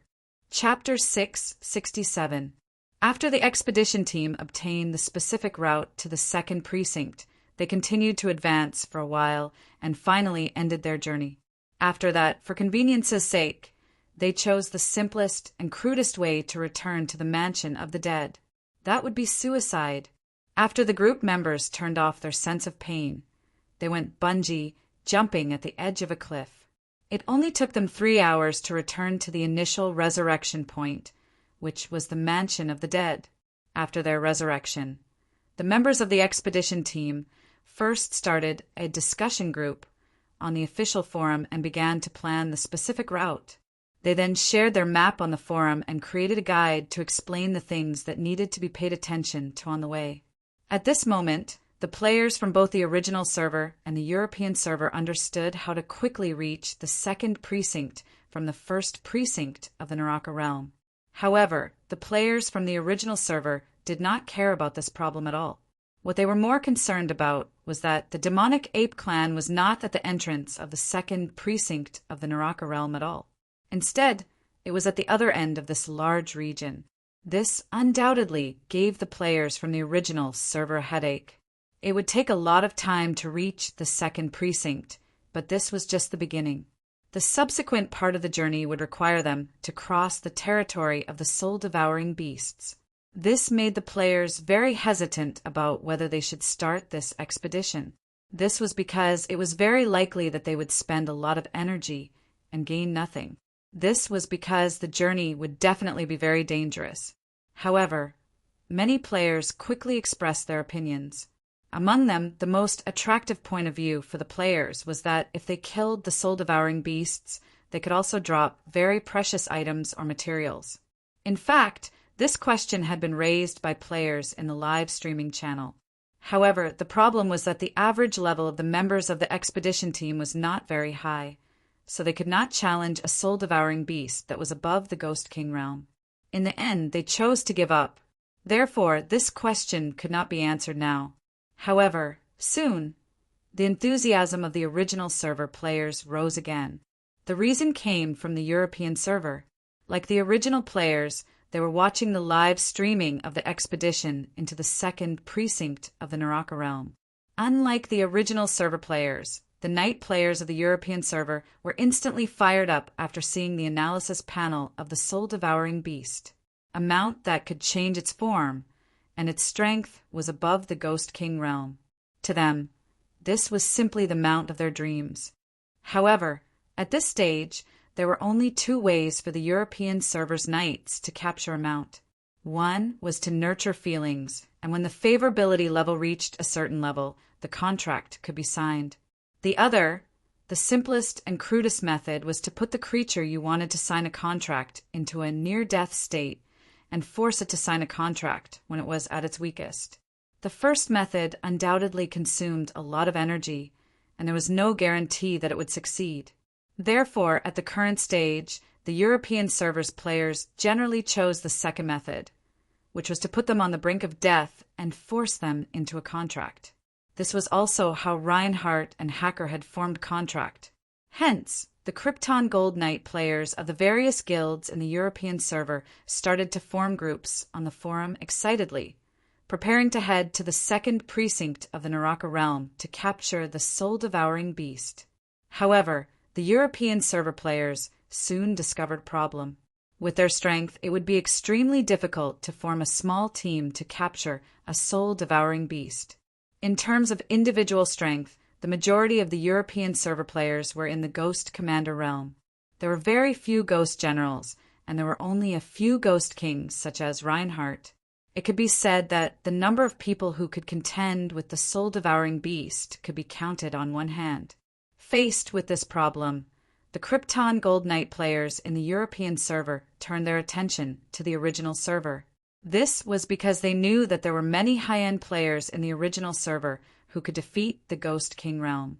Even if they could not invite the top Baki cheaters, they could still invite some Ghost General realm players. As long as there were enough people, defeating the Ghost King realm would not be a problem at all. Soon, the original server players received the news. At this moment, many of the original server players were beaming with joy. Asking for help from Daddy? No problem. It was not a problem at all.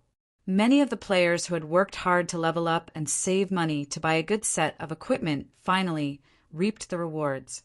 At this time, the cross-server party interface of the instance dungeon was filled with advertisements from both the original and European server players.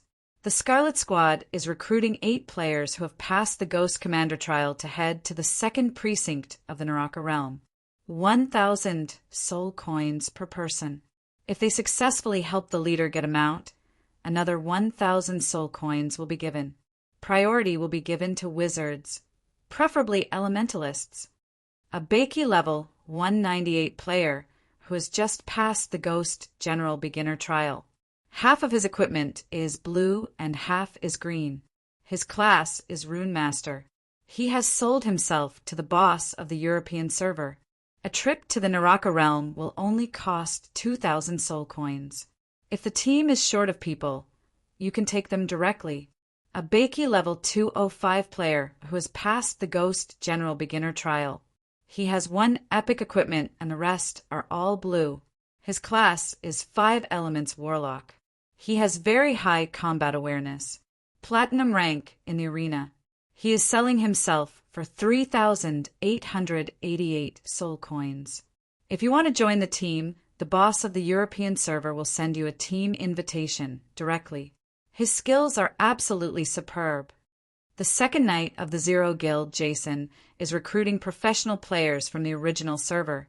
As long as the team has passed the Ghost General later stage and above, the recruitment price is 10,000 soul coins. There will be an additional price depending on the individual's strength. Baki cheaters will be paid 50,000 soul coins and above. If you want to join the team, send your personal message and apply for a team later. There is no limit to the number of people. Assassins are not allowed. The Silver Winged Guild is recruiting professional players from the original server and the European server. The threshold is the Ghost General later stage. Wizards are 1,500 soul coins. Warriors are 1,500 soul coins. And assassins are 1,000. Players who want to sell themselves, please come as soon as possible. The team is still short of 30 people. If you don't reply to my message, it means that the team is full. Bakey player, level 259, diamond ranked in the arena. Just passed the Ghost General Intermediate Trial. Fully equipped with a new set of level 250 blue equipment. His class is an assassin. His strength is guaranteed. Selling for 5,888 soul coins. Don't miss this opportunity. If you need it, send a party invitation directly. Don't try to haggle. How the hell are you going to get a mount when you're so poor? How the hell are you going to catch a mount? Go ride a pig. To the bosses who want to catch a mount, our team is selling ourselves together. There are a total of 15 people. All of them have passed the Ghost General later stage. There are 3 wizards, 7 warriors, and 5 assassins. If you need them, just pack them up and take them away. Each person is priced at 2,200 soul coins. After discovering a good way to make money, the original server players also went crazy like the European server players. The European server's night players wanted to catch a mount. However, the original players' thoughts were very simple. They just wanted to make money. Now that they had a clear roadmap, it would only take them about half a month to reach the second realm of hell. However, the profit from this trip was terrifyingly high. It was much faster than earning money by carrying bricks. Moreover, many teams offered ridiculously high prices. It was as if they had nowhere to spend their money. Many of the original players were overjoyed. In fact, it was no wonder that the European server's night players were so excited. At this stage, the strongest mount in the European server was the Abyss Dragon Hacker. After witnessing Hacker's combat power, which night player would not be envious. However, to summon an Abyss Dragon, the extremely high cost was not something that a single person could afford. Even if one was rich enough to afford it, it would be even more difficult to tame it later on. Lionheart had relied on the original players to tame Hacker, but they did not dare to do so. Doing so would definitely incur the wrath of the original players. By then, it would be difficult for the entire European server players to leave the safe zone in the future. They would definitely become the sinners of the entire European server. Therefore, many of the European server's night players were very distressed. They wanted it, but could not get it. They could only stare in envy. In the land of Tsongshu, it was impossible to find the mount they wanted, even if they had the money, unless they were strong enough and went to other regions to look for it. However, after seeing the soul-devouring beast, the passion in the hearts of the European server's night players was ignited once again. The mount that the European server's night players wanted the most was a creature that could fight on the sea, on land, and in the air, and such creatures were very rare. However, the special feature of the soul-devouring beast was that it could change its form at will and imitate the race's talent. This was even more perfect than the mount that the European server's night players had imagined. Therefore, in order to capture such a mount as soon as possible, the major guilds in the European server began to recruit strong players. They were prepared to help the night players who had contributed to the guild capture a soul-devouring beast. At the same time, it could also increase the guild's combat power. However, the major guilds in the European server did the same. This led to a problem. At this stage, the entire European server did not have enough high-end players for them to recruit. Therefore, they set their sights on the original server market, which had a large number of players who were above the Ghost Supreme realm. Naturally, the original players were very welcoming of this. They said that as long as they paid soul coins, it would not be a problem for them to be hired thugs.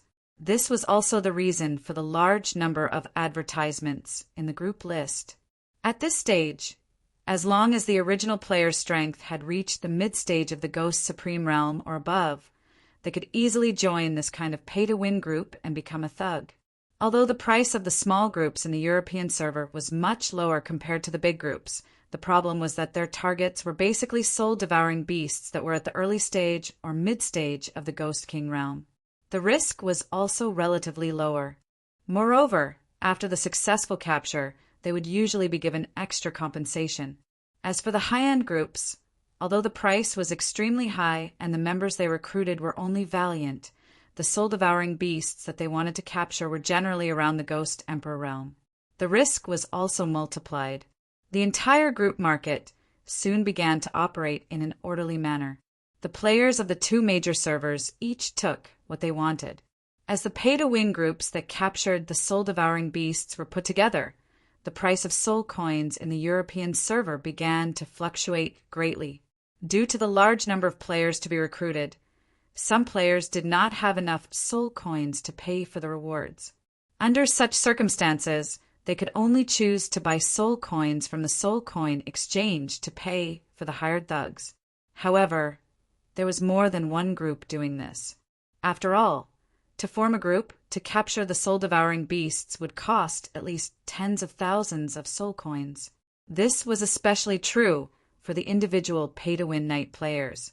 Without the financial support from the guild, it was equivalent to saying that everyone in the group other than him was a thug. The amount of money they had to pay for a single trip was abnormally huge. However, there was never a shortage of rich and willful players in battles, no matter which server they were in. In order to reserve some powerful high-level thugs in the original server in advance, these European servers' night players immediately activated the pay-to-win mode and frantically swept up soul coins from the soul coin exchange. This caused the soul coin market in the European server to fluctuate. Moreover, the number of night players who paid to win was increasing. The price of soul coins in the European server market ushered in a new high. Chapter 668.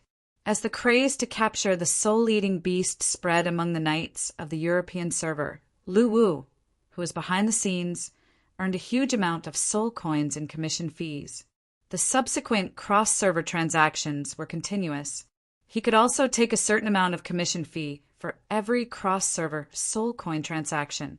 Although it was not much for a single transaction, it was a huge amount. In just 3 days, Lu Wu's wallet was bulging again. Even Lu Wu did not expect the knights of the European server to have their eyes on the soul-eating beast. However, in Lu Wu's opinion, it was the best of both worlds. Not to mention the continuous cross-server transaction fees. If the players of the European server could tame the soul-eating beast, their strength would definitely be enhanced. This was definitely a great thing for Lu Wu, who wanted to build a calamity army.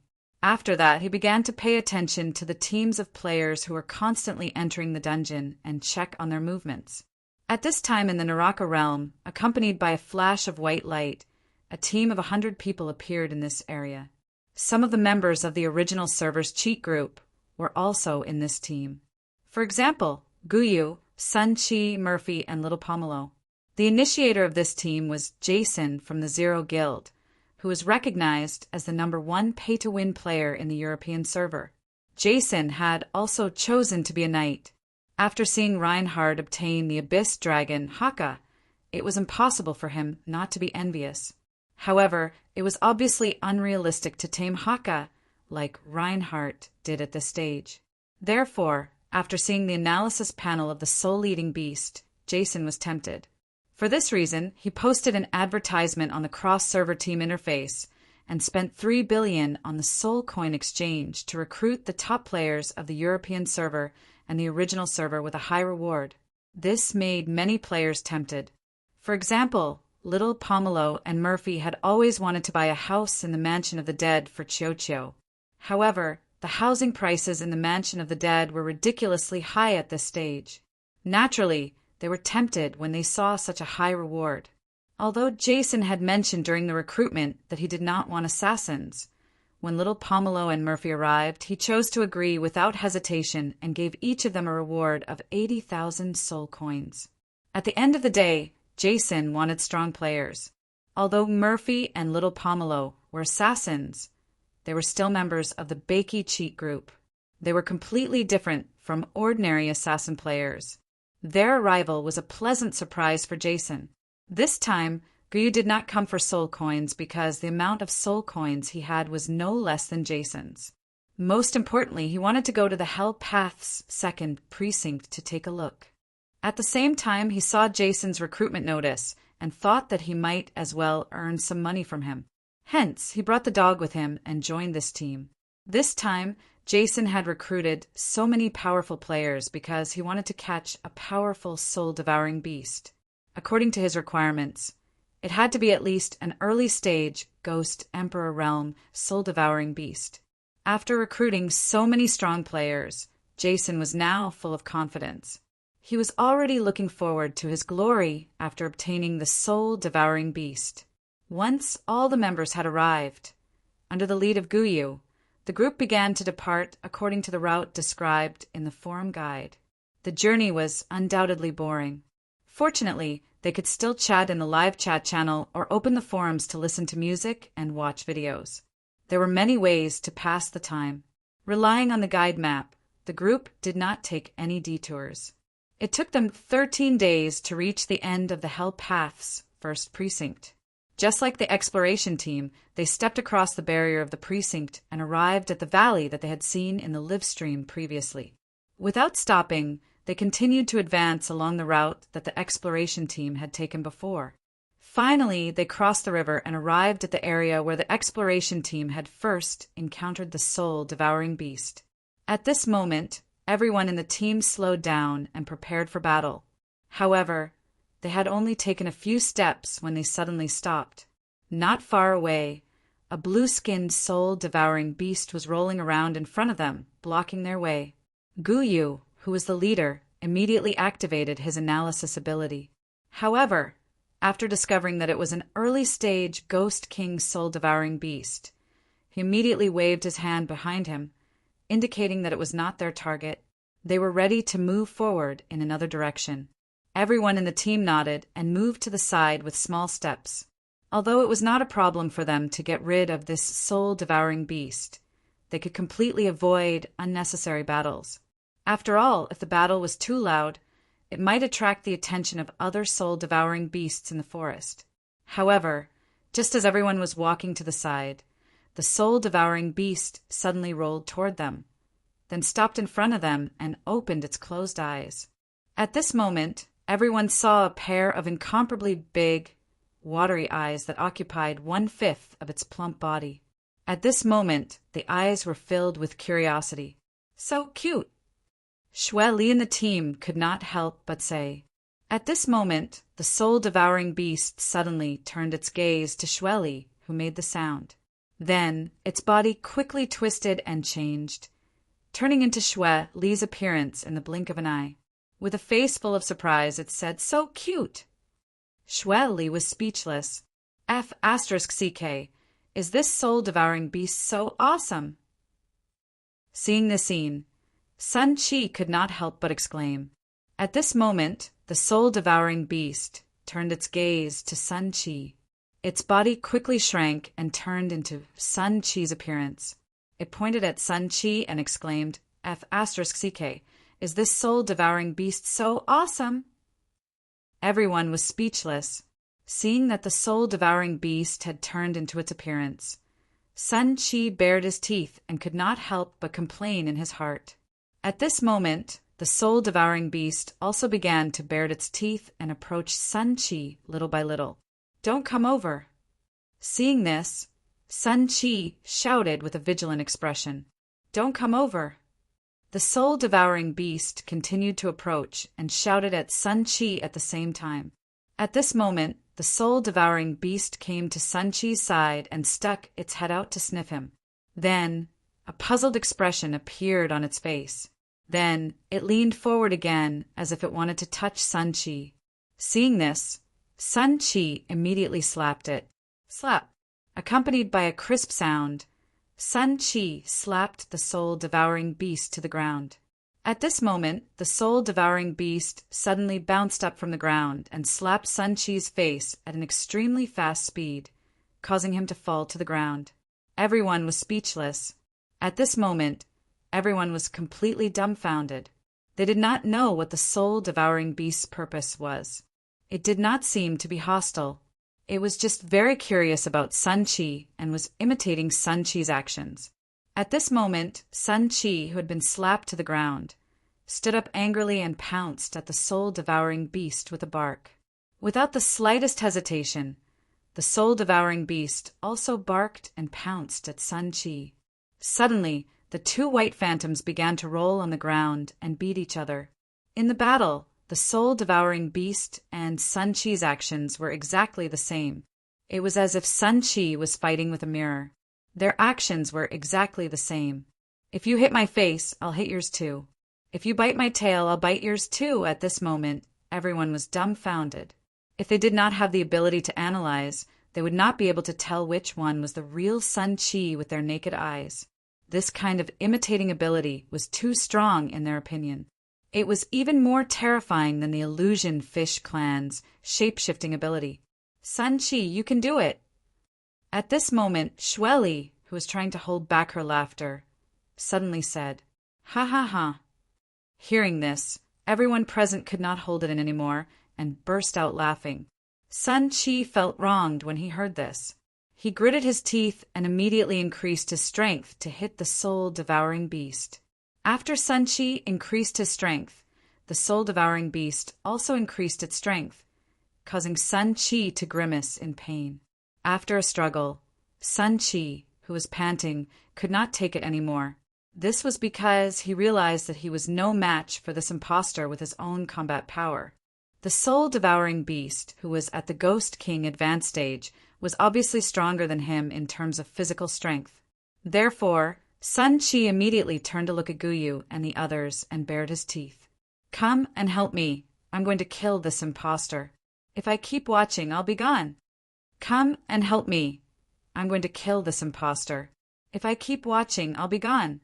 The soul-devouring beast immediately mimicked Sun Chi's tone and bared its teeth at Guyu and the others. Then it mimicked Sun Chi and pointed at the impostor. "Brother, go. It'll be fine if you don't hit him. He's just imitating you. He doesn't really want to hit you," someone in the group said with a smile. Sun Chi was stunned when he heard this. Then he suddenly turned to look at the soul-devouring beast. The soul-devouring beast also turned to look at Sun Chi. Its face showed the same curiosity as Sun Chi. At this moment, Sun Chi stretched out his paw and rubbed the soul-devouring beast's face. The soul-devouring beast also began to rub Sun Chi's cheeks. At this moment, Sun Chi was very surprised. This was because after the soul-devouring beast transformed into a white phantom, it felt exactly like him. If he had not seen it transform with his own eyes, he would have thought that he had seen another white phantom. Thinking of this, Sun Chi subconsciously squeezed harder. Ow! Sun Chi and the soul-devouring beast let out a scream at the same time. Then the two white phantoms began to rub their faces at the same time and looked at each other with resentment. "Ha ha ha! Sun Chi, you have a brother in the future. Give him the name Godan." Guyu, who was the leader, said with a smile, "Boss, that's enough. This stupid thing is pestering me. Hurry up and help me get rid of it." Upon hearing this, the soul-devouring beast immediately mimicked Sun Chi's tone and looked at Guyu. It also looked at Sun Chi with disdain. At this moment, Sun Chi was going crazy. Meeting such a creature really made him feel like Sun Wukong meeting a six-eared macaque. However, he did not dare to attack the soul-devouring beast. He could only look at Guyu and the others with a pitiful look. "All right, this soul-devouring beast doesn't seem to be malicious.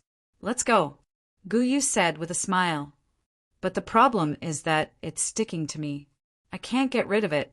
As he spoke, Sun Chi pressed down on the head of the soul-devouring beast that was close to him and pushed it to one side. At the same time, Sun Chi's head was pushed to the other side. The two dogs held each other's cheeks and looked at Guyu. "Then let's bring it along. This is not our target. If we start a fight here, it might attract other soul-devouring beasts. We won't fight unless it's absolutely necessary." Guyu thought about it and made a decision. Upon hearing this, Sun Chi sighed dejectedly and walked toward the team dejectedly. However, before Sun Chi could take 2 steps, the soul-devouring beast suddenly bounced on the ground and turned into a ball again. Then its mouth suddenly widened and swallowed Sun Chi, who was walking forward, into its stomach. Burp! After burping, the soul-devouring beast blinked its big watery eyes and cast a curious look at Guyu and the others. Everyone was speechless. The soul-devouring beast's change caught everyone off guard and they almost sprained their waists. What happened to the soul-devouring beast that was harmless? This was 2F** King Cruel. Chapter 669. Seeing the dog being swallowed by the soul-devouring beast, Guyu and the others were shocked. This was out of everyone's expectation. At first, they thought that the soul-devouring beast looked harmless and cute. Moreover, it did not have any tendency to attack, so they did not take it seriously. However, they did not expect the soul-devouring beast to attack suddenly.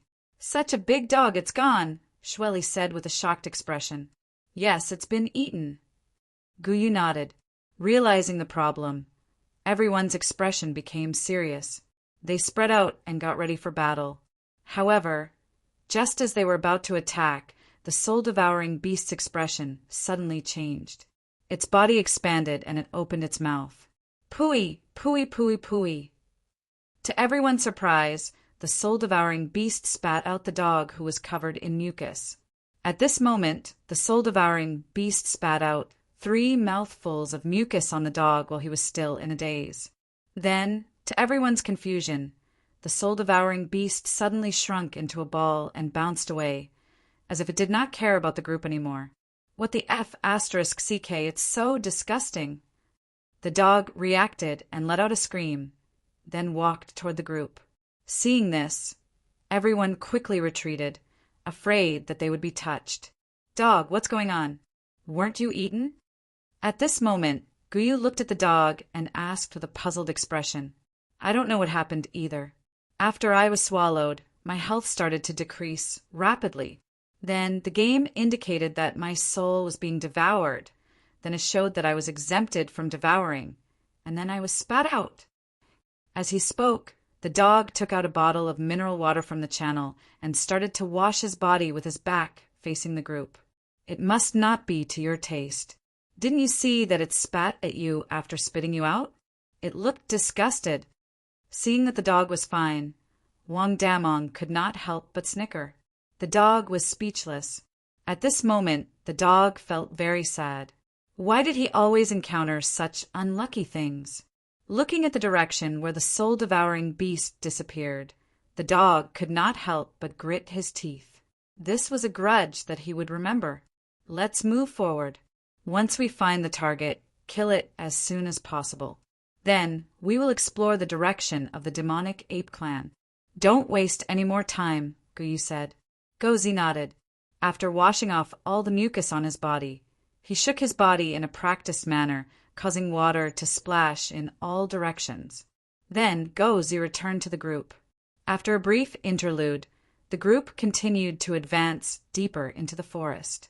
However, everyone now understood that the soul-devouring beast was definitely not as simple as it looked. Thinking about it carefully, it made sense. Since the soul-devouring beasts and the Devil Ape clan could each occupy half of the Purgatory Tao's second domain, how could they be creatures that only knew how to act cute? Therefore, as they continued to move forward, everyone became very vigilant. However, as the team continued walking, they suddenly felt that something was amiss. From the looks of it, the number of members in the guild was increasing. "Stop for a moment. Everyone, pay attention to the team and see if anyone has sneaked in." Guyu, who was the leader, immediately turned around and said in the live chat channel. When everyone heard this, they immediately began to observe their surroundings. Soon, everyone discovered the problem. At this time, there were actually a few people in the team who looked exactly the same. Faced with this situation, everyone already had a guess in their hearts and immediately activated their analysis ability. Just as they thought, there were more than 10 soul-devouring beasts mixed into the group. This time, the soul-devouring beast did not transform into a dog, but into a human like them. It was so realistic. Shweli strode through the crowd and arrived in front of a soul-devouring beast that looked exactly like her. She pinched her face. At this time, Shweli fake also turned around and looked at Shweli. Then, she suddenly swallowed her in one gulp. This swallowing seemed to be the bugle call to launch an attack. The surrounding soul-devouring beasts locked onto the changing target and flew over to swallow it. Guyu's heart tightened. He immediately said in the live chat channel, "Disperse and prepare for battle." Upon hearing Guyu's order, everyone quickly dispersed. The night players from the European server took the lead and launched a close-range charge. With a flash of black light on their bodies, they violently crashed into the soul-devouring beasts at the side. The battle was about to start. Guyu and the others did not stop and decisively chose to attack. However, to everyone's surprise, these soul-devouring beasts did not choose to fight back after being attacked. Instead, they squatted on the ground with a painful expression and transformed into their original soul-devouring beast forms. After that, they spat out the players that were swallowed and finally hopped away with a look of disgust. All the players were speechless. At this moment, apart from Sun Chi, who was laughing, everyone was dumbfounded. They had no idea why the soul-devouring beasts were doing this. If you want to eat it, then eat it, but spit it out with a look of disgust after eating it. Who are you looking down on? I think I roughly understand. At this time, Shweli suddenly said, "What's going on?" Guyu and the others immediately looked at her. Soul-devouring beast literally is a creature that devours souls. However, in this game Battle Royale, we players have a very important setting, which is that we don't have souls. It seems like that's the case. Therefore, all attacks on souls are ineffective against us. After I was swallowed just now, I also received the same game notification as Sun Chi. Therefore, the soul-devouring beasts must have lost interest in us, because they couldn't devour souls. Upon hearing this, everyone pondered for a while, and a look of realization appeared on their faces. This also explained why the soul-devouring beasts were very interested in them in the beginning. However, after swallowing them, they had a look of disgust.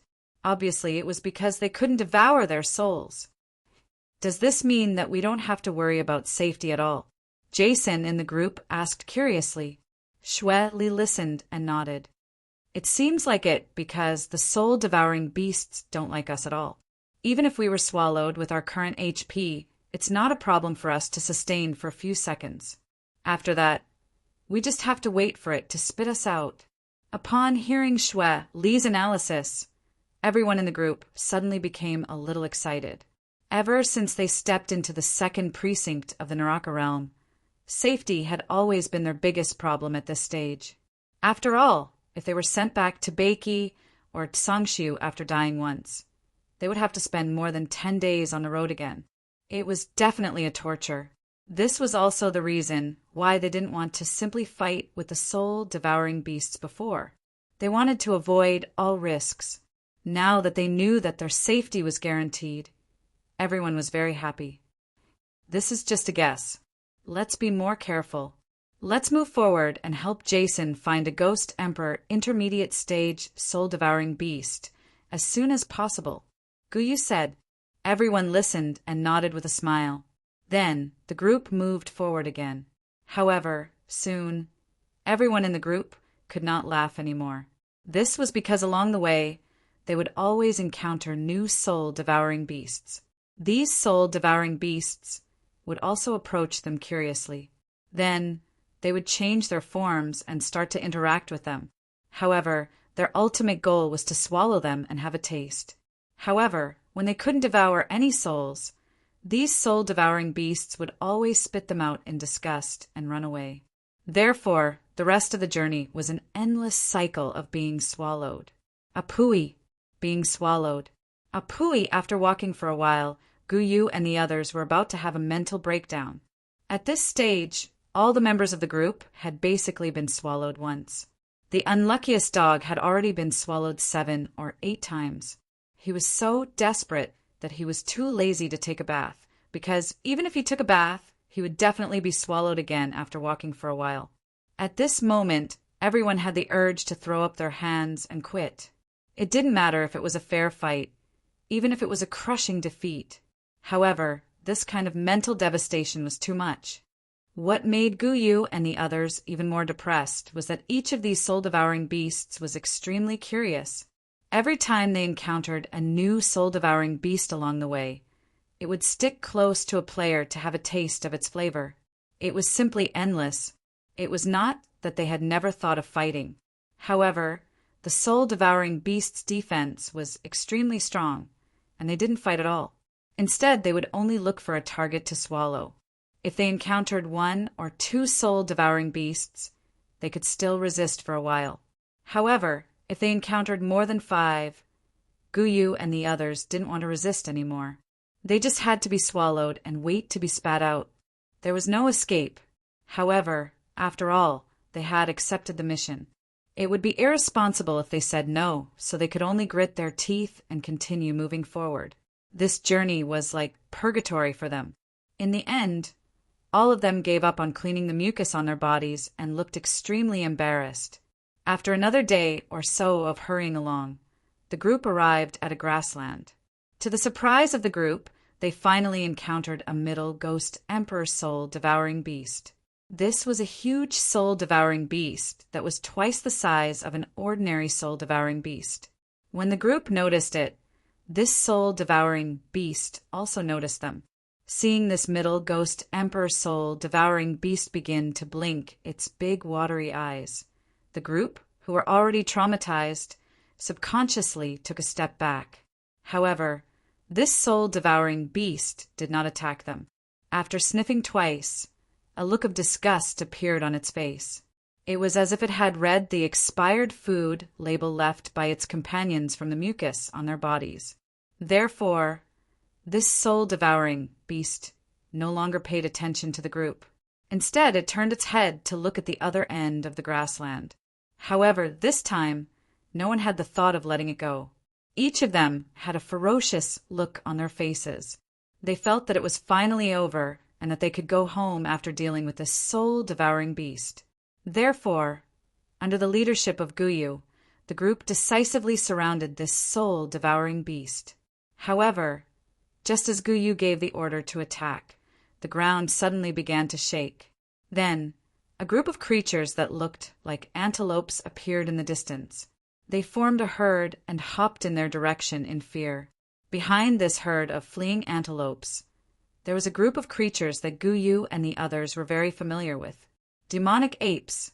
More than 30 demonic apes followed closely behind the herd of antelopes. Every time they caught an antelope, they would cruelly swallow it alive. The hunting scene was spectacular. When they saw the demonic apes, Guyu and the others were stunned. From their point of view, shouldn't the demonic apes be at the other end of this big region? However, the appearance of the demonic apes here seemed to be completely inconsistent with their previous speculation. At this moment, Guyu and the others had a new speculation. I suspect that our entrance should be at the center of the area where the soul-devouring beast is, not at the end of the area occupied by the soul-devouring beast. Our analysis is wrong. Guyu voiced out his opinion. Hearing this, everyone immediately nodded and became nervous at the same time. They had a deep understanding of the brutality of the demonic apes. Now that they had encountered a soul-devouring beast that was opposing the demonic apes, it seemed that a battle was inevitable. However, at this moment, a scene that made Guyu and the others dumbfounded happened. All of a sudden, the soul-devouring beast beside them let out an excited cry. Then it leaped onto the ground and rushed toward the group of demonic apes that were attacking them. However, the group of demonic apes immediately stopped when they saw the soul-devouring beast. Then they began to run in the direction they came from in fear. Seeing this, the soul-devouring beast leaped onto the ground and transformed into its demonic ape form in the air. After pounding its chest in anger, it strode forward and chased after the dozens of demonic apes. Everyone was speechless. Just now, when they opened the analysis, they realized that there was a middle-stage ghost emperor among the group of demonic apes. Therefore, at this moment, they could not understand why a group of demonic apes would be afraid of a soul-devouring beast. This did not make sense. Chapter 670. Just when Guyu and the others were confused as to why the demonic ape was afraid of the soul-devouring beast, the players in the official forum already had their answer. Previously, reading helped the majority of the players to find information about the demonic ape clan. This time, he began to investigate information about the soul-devouring beast under the request of the players. After working day and night for more than 10 days, the Expedition History Investigation Team, led by Bookbreaker, found some information regarding the soul-devouring beast. When this information was compiled into a forum article and displayed on the forum, the players were in an uproar. At this moment, the players realized that their previous guesses were completely wrong. As expected, a portion of the information about the soul-devouring beast has been compiled. Let me first explain this creature to everyone. Perhaps our previous guesses were all wrong. Content. First, I will tell everyone about the detailed information about the soul-devouring beast other than the analysis panel. First, I will tell you about the historical information recorded in the Naraka Realm, Compendium 379, Chapter 5. There was a description of a special creature in the Naraka Realm. Its full name was the Soul Devourer Beast, and it was the first spiritual beast naturally formed in the Naraka Realm, equivalent to the White Phantom. This Soul Devourer Beast was also one of the earliest gods in the Naraka Realm to ascend to the ancient God Realm. However, this Soul Devourer Nether Beast had a strange habit. Even though it didn't like slaughter and had a relatively gentle disposition, it liked to devour the souls of other races.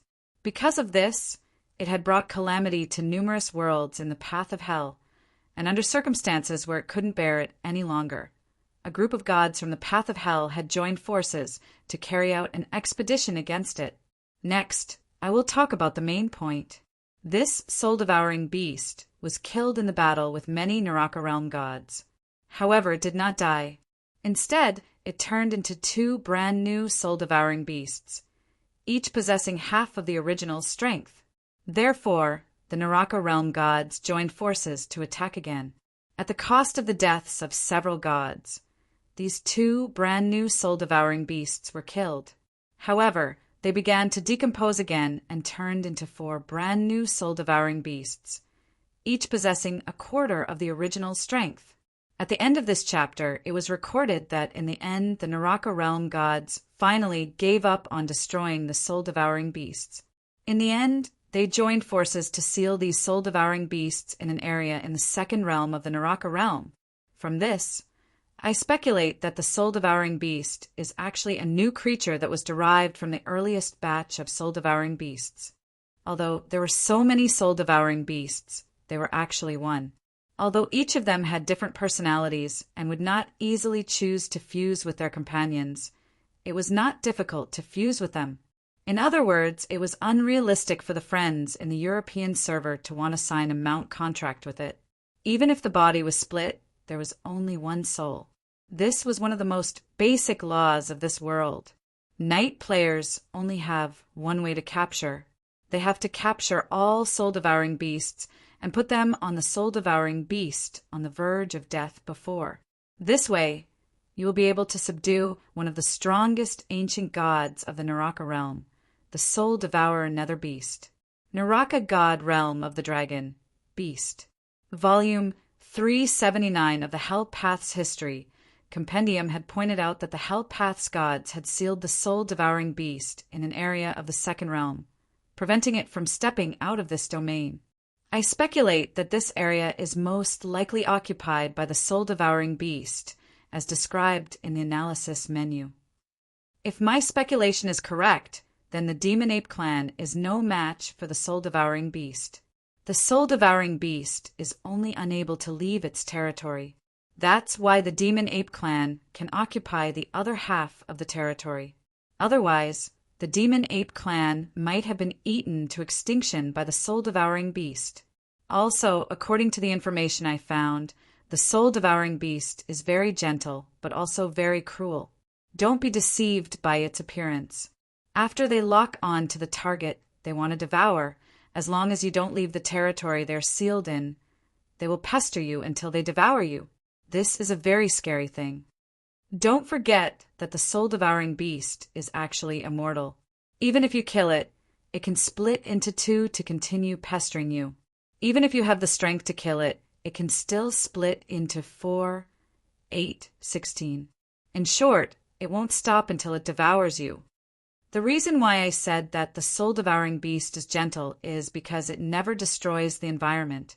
As long as you don't have a soul, it won't be interested. It can't even be bothered to fight with you. Even if you initiate an attack, it won't care. Is this considered gentle? At the same time, the soul-devouring beast has another specialty, fusion. There are very few examples like this, but it does happen. Because of the different personalities, the soul-devouring beast doesn't like to be fused with other companions. However, there are exceptions. For example, when it is very angry, it will choose to fuse with its companions to quickly devour the target that angered it. I have a guess. If the demon ape clan forces the soul-devouring beast into a corner, will the soul-devouring beast undergo a fusion and turn into its original form? The soul-devouring beast ? Isn't this similar to schizophrenia? Schizophrenia is the creation of different personalities, but there is only one body. Moreover, when schizophrenia produces many personalities, there will be a situation where the personalities will fuse. The difference is that the soul-devouring beast's main body is a soul. The physical body is equivalent to a different personality. It can be completely split, which is more thorough than schizophrenia. The above content and guesses are all based on the history books in the library. Everyone needs to verify the details. At this stage, there should be a group of players who have reached the second precinct of the Hell Path. Let's wait for their news. However, if all these guesses are true, my friends in the European server should go and catch the demon ape. It's impossible to catch the soul-devouring beast unless your strength has reached the ancient god realm, which is a level stronger than the demonic god laughing emoji. Peppa Boar, 666. Thank you, Brother Broken Scrolls, for your explanation. The forum needs people like you who are experts in science. Every time, there will be results. Tip, 500 soul coins, roasting Chong while hugging Jade Rabbit. Is the soul-devouring beast so awesome? I seem to remember someone explaining in the forum that we players don't seem to have a soul. In other words, we don't have a soul. Since we are immune to all soul damage, we can't swagger around when we encounter the soul-devouring beast in the second precinct. Increasingly arrogant emoji. In Xiaoqi replied to roasting Chong, while hugging Jade Rabbit. We'll only know if it has a soul after we eat it.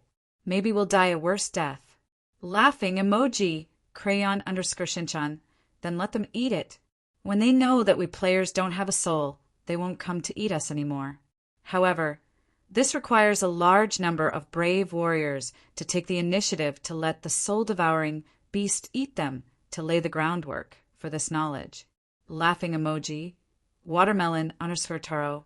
If it's really as Brother Broken Scrolls said, then this batch of players who have reached the second precinct of the Hell Realm will have a lot of fun. This is really exciting. The night players who paid for the European server will lose a lot of money. They won't be able to catch them at all. Laughing emoji, vitamin C, that's great. I want to go to the second precinct and touch the soul-devouring beast. They're so cute. Now that I know they're harmless, I've decided to set off. I'm carrying my little bag, humming a song, and I'm leaving. Tongguaki. JPG. When this strategy post appeared in the forum, Guyu and the others had already seen the truth with their own eyes. At first, when they saw the soul-devouring beast running toward the demon apes, the players were still in disbelief. They felt that the soul-devouring beast was too arrogant. It was obviously going to kill itself. Unexpectedly, the demon apes chose to run away when they saw the soul-devouring beast. The strength analysis panel could not be faked. At this moment, Guyu and the others could not understand the motive of the demon ape's escape. With so many clansmen, they could have killed the soul-devouring beast on the spot. However, they soon changed their minds. The soul-devouring beast moved extremely fast. After it caught up with the demon apes, a battle broke out between them. Rather than a battle, it was more like a one-sided beating. The soul-devouring beast did not resist the attacks of the demon apes at all. It opened its mouth and swallowed a small demon ape. Then it foolishly stood on the spot and took the beating. After a while, it spat out the lifeless small demon ape. Then it chose another demon ape and swallowed it in one gulp. It blinked its big, watery eyes in enjoyment. Soon, the soul-devouring beast could not withstand the attacks anymore. A crack appeared on the surface of its body. At that time, Guyu and the others thought that the soul-devouring beast was finished. However, the next scene made them dumbfounded. The soul-devouring beast suddenly split into two, and each swallowed a demon ape.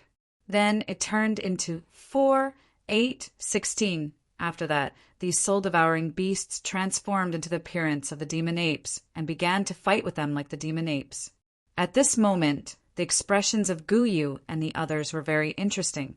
Looking at the group of demon apes fighting with another group of demon apes, they subconsciously glanced at the dog and recalled the battle between the dog and the soul-devouring beast. It was such a similar scene. The result was the same as the dog. In the end, the demon apes could not resist the increasing number of soul-devouring beasts and were all swallowed into the stomachs of the soul-devouring beast.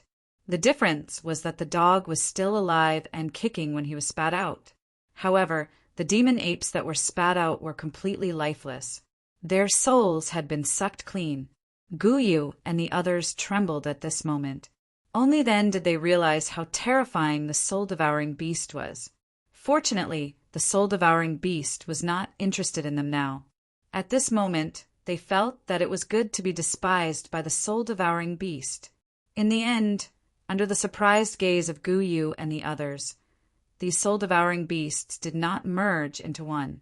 Instead, they dispersed as if they had become independent individuals. In other words, the Ghost Emperor Realm soul-devouring beast that they wanted to capture seemed to be gone. At this moment, Guyu noticed a notification in the chat box. He immediately clicked on the chat box and found that it was a message from a member of the guild. The higher-ups asked him to check the forum as soon as possible. Guyu was puzzled, but he still clicked on the forum. When he saw the popular science post posted by reading more than 10,000 scrolls, Guyu was stunned. This was because the description on the post was exactly the same as what they had seen with their own eyes. In other words, there was no such thing as a soul-devouring beast. All soul-devouring beasts were actually one. At this moment, Guyu's expression became very strange. He then turned to look at Jason and said, "I've received a message. You have to be mentally prepared. I'll say this first. The most I can refund is half of the money you've received. No more." Jason. Chapter 671. The blow came so quickly that many European server players were caught off guard. This was especially true for some European server night players who had spent a lot of money to form a team for the instance dungeon. When they received the message from their friends, they had a mental breakdown. This time, in order to catch a soul-devouring beast, some of the night players even took out their savings from 3 years of battles and borrowed a lot of soul coins from their friends before they formed a team. Their idea was simple. As long as they had a mount in the Ghost King realm, it would be easy to earn money. Monsters that they did not dare to challenge before would no longer be a problem in the future. The efficiency of earning soul coins would be greatly increased. However, when the post of reading more than 10,000 scrolls was published in the local forum and reposted on the European server forum, they suffered a blow and could not accept the cruel truth. Many teams that refused to believe it decided to continue trying. However, the truth was as reading more than 10,000 scrolls said. The soul-devouring beast could not be beaten to the brink of death. If it was seriously injured, it would split itself. The more it was fought, the more it would split. Under such circumstances, the European server night players were extremely depressed and gave up on the idea of capturing the soul-devouring beast. However, at this moment, a new turn of events came. As one of the popular players in the forum, Sun Chi posted a post and attached a video. The video showed the scene that Guyu and the others saw with their own eyes in the grassland of the second region of the Hell Path. A soul-devouring beast chased after a group of demonic apes and finally killed them. The scene that excited the players in the video was that when the soul-devouring beast killed the demonic apes, it would not harm their bodies. After swallowing them, it would spit them out completely. At the end of the video, Guyu and the others naturally did not waste it and kept all the demonic apes into the channel. At this moment, the players felt as if they had seen a road to riches. Not only the local server, but even the European server players felt the same way. The value of the materials of the dead demonic apes could be seen from the auction house. The players could not wait any longer. They immediately formed a small team and headed towards the second region of the Hell Path. Although they could not defeat the demonic apes, they still had the soul-devouring beast. According to Sun Chi in the post, the soul-devouring beast would not hurt the players. As long as it knew that the player was a soulless creature, it would ignore the player even if the player took the initiative to attack. This also meant that many lower-leveled players could take advantage of this point. As long as they lured the demonic ape to an area with soul-devouring beasts, they could collect the demonic ape's corpse and materials to make a fortune. It was said that the pioneers in the early stages of every industry were the most profitable. In reality, this was also the case. For example, when they went to the forest to move the corpses, because there was a large gap in the market at the beginning, the first batch of pioneers could sell the same corpse for a higher price than those who came later. Once the market was established and the price stabilized, the profits would decrease. Therefore, the players set off without hesitation. He wanted to take advantage of the fact that the materials produced by the devil ape were very scarce in the auction house to test the waters. Perhaps he could become the first batch of people to eat crabs. Not long after Sun Chi's post, many players in the Hell Path's second precinct started to try it out. They followed the coordinates provided by Go, Z, and headed toward the central border where the demon ape race might be. As long as they met the demon apes on the way, they would provoke them in all sorts of ways. Then they would lead the demon apes to the nearby soul-swallowing beasts. During this period, there were many failures. There were even a few teams that were annihilated by the angry demon apes. However, there were many players who succeeded.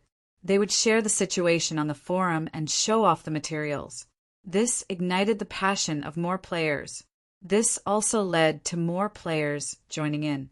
In the following development, the walkthrough appeared under everyone's expectations.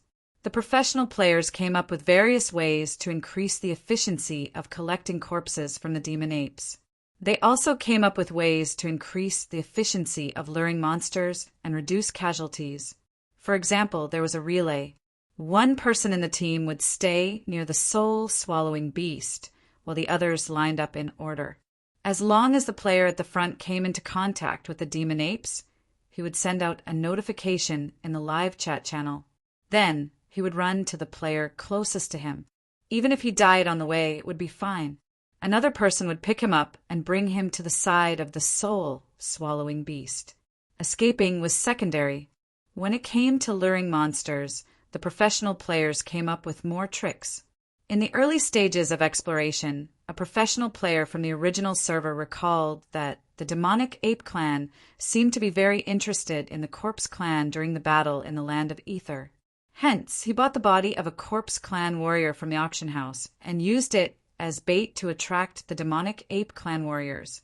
In the end, it was really successful. When the demonic apes saw the corpses of the corpse clan, they gathered from all directions as if they had gone mad. Then, under the soul-devouring beast formation the player had set up, they died en masse. In the end, the player gained a lot and posted a selfie of himself standing on over 10 demon apes' corpses on the forum.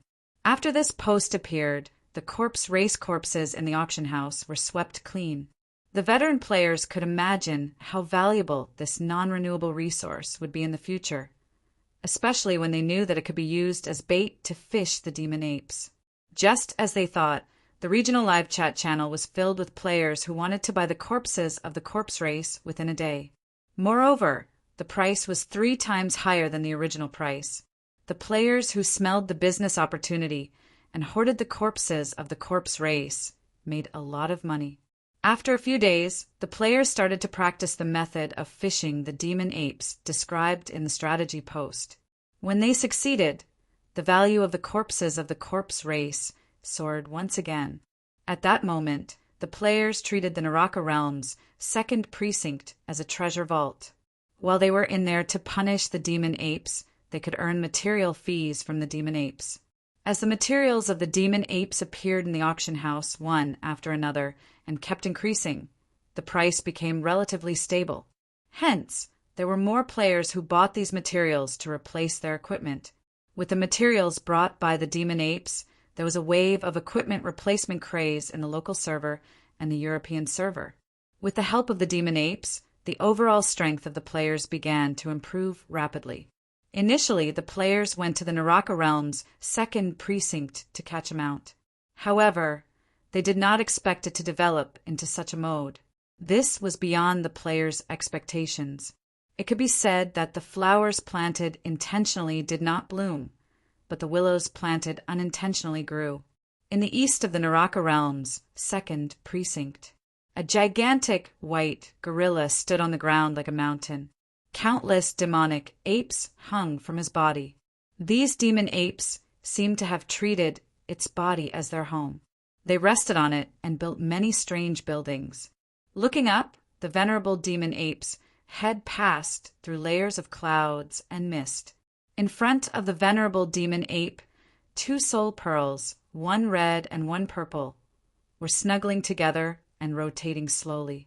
Upon seeing this, the venerable demon ape's eyes were filled with anticipation. It could not remember how many years had passed since it last saw the corpse god's twin pearls. At that time, it was not the venerable demon ape, nor was it as powerful as it was now. It was only the leader of the demon apes that was kept in captivity by the corpse clan in the Naraka Realm's second precinct. Many of its memories were blurred, but the venerable demon ape still remembered one thing clearly. The corpse clan treated them as food and did everything to the demon apes. At that time, the venerable demon ape thought that he would not have any trouble in his life. Although he was the leader, he would be devoured by the corpse clan one day. He would meet the same fate as his clansmen and die a worthless death. However, he had never thought of resisting. In fact, he firmly believed that this was the fate of the demon apes and it could not be changed. To him, it was a joke to fight the powerful corpse clan. It was impossible even if he was 10,000 times stronger. However, his fate was not as mediocre as he thought it would be. A variable quietly arrived. On that day, there was a rain of blood. The entire Naraka Realm's second precinct seemed to be experiencing a catastrophe. Chilly winds howled and countless spirits drifted between heaven and earth. It was as though the end of the world had arrived. Accompanied by a loud sound, a hole exploded in the sky. A blood-stained black metal rod descended from the sky and stabbed straight into the territory of the demon apes. At that time, the leader, the venerable demon ape, was shocked. After seeing this black metal rod, his first reaction was not to check if this rod was a treasure. Instead, he decisively informed the corpse clan and asked them to investigate the situation. The members of the corpse clan arrived very quickly and started to investigate this black metal rod. However, no matter how hard the members of the corpse clan tried, this black metal rod seemed to be connected to the ground and did not move at all. Even if the members of the corpse clan dug 3 feet into the ground, they still could not bring this black metal rod away. Helpless, the members of the corpse clan chose to leave and were prepared to inform the higher-ups. However, before they left, they brought away over 20 of the clansmen of the venerable demon ape and instructed them to produce more descendants. At that time, the venerable demon ape was not angry about the instructions of the members of the corpse clan. Instead, he nodded his head as though it was a matter of course. This was because the demon apes had been like this long before he was born. They had always been the blood food of the corpse clan. For generations, they had been kept in captivity by the corpse clan. They had never resisted or been dissatisfied. With regards to this request of the corpse clan, the venerable demon ape immediately agreed. On that day, he informed his clansmen that they had to produce more descendants. This was the order of the corpse clan. Sometimes, when being enslaved became a part of life, many unbelievable things would become a matter of course. And that was the case for the venerable demon ape at that time. Ever since they were born, they had been exposed to the ideology of the supreme corpse clan. Being able to become their food was their fate. It had already become a matter of course. During those few days of waiting, another group of people from the corpse clan came. They started to investigate the black metal rod again and tried to pull it out from the ground. However, they still did not succeed this time. These members of the corpse clan returned resentfully and brought away another group of demon apes. The turning point occurred when the corpse clan came for the third time. This time, a high-ranking general of the corpse clan came. Like the members of the corpse clan before, he also tried to pull the black metal rod out of the ground. However, something unexpected happened. The black metal rod suddenly vibrated and erupted with an unimaginable power. Just like that, the corpse general exploded into a cloud of blood mist under the incredulous gaze of the venerable demon ape. Before this, the venerable demon ape had always thought that the corpse clan was supreme. There was nothing that they couldn't do.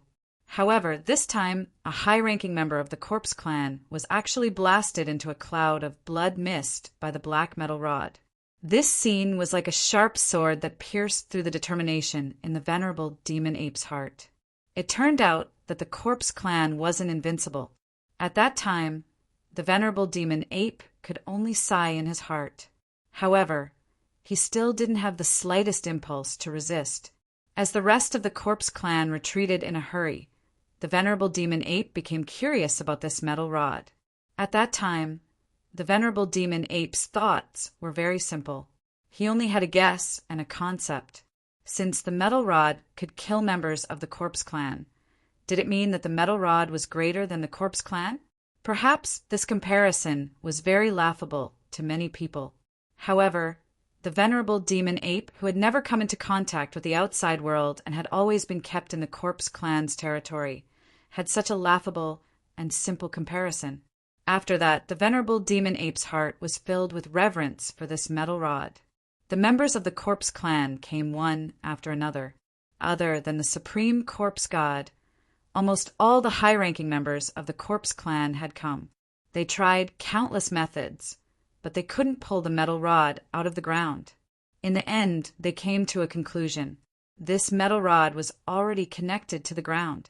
Other than the corpse god, who was currently not in the second region, it was absolutely impossible to pull it out. Before the corpse god returned, the corpse clan gave up on studying this black metal rod. However, the venerable demon ape had seen everything that the corpse clan had done. He felt even more reverence for this black metal rod. At this time, the black metal rod was equivalent to the corpse clan in the venerable demon ape's heart. In fact, it was an existence that was one level higher than the corpse clan. Every morning, when the sun rose, the venerable demon ape would worship this black metal rod. When the sun set, the venerable demon ape would repeat his actions in the morning. Just like that, 5 years had passed. The corpse god still hadn't returned, and the corpse clan had long given up on studying this black metal rod.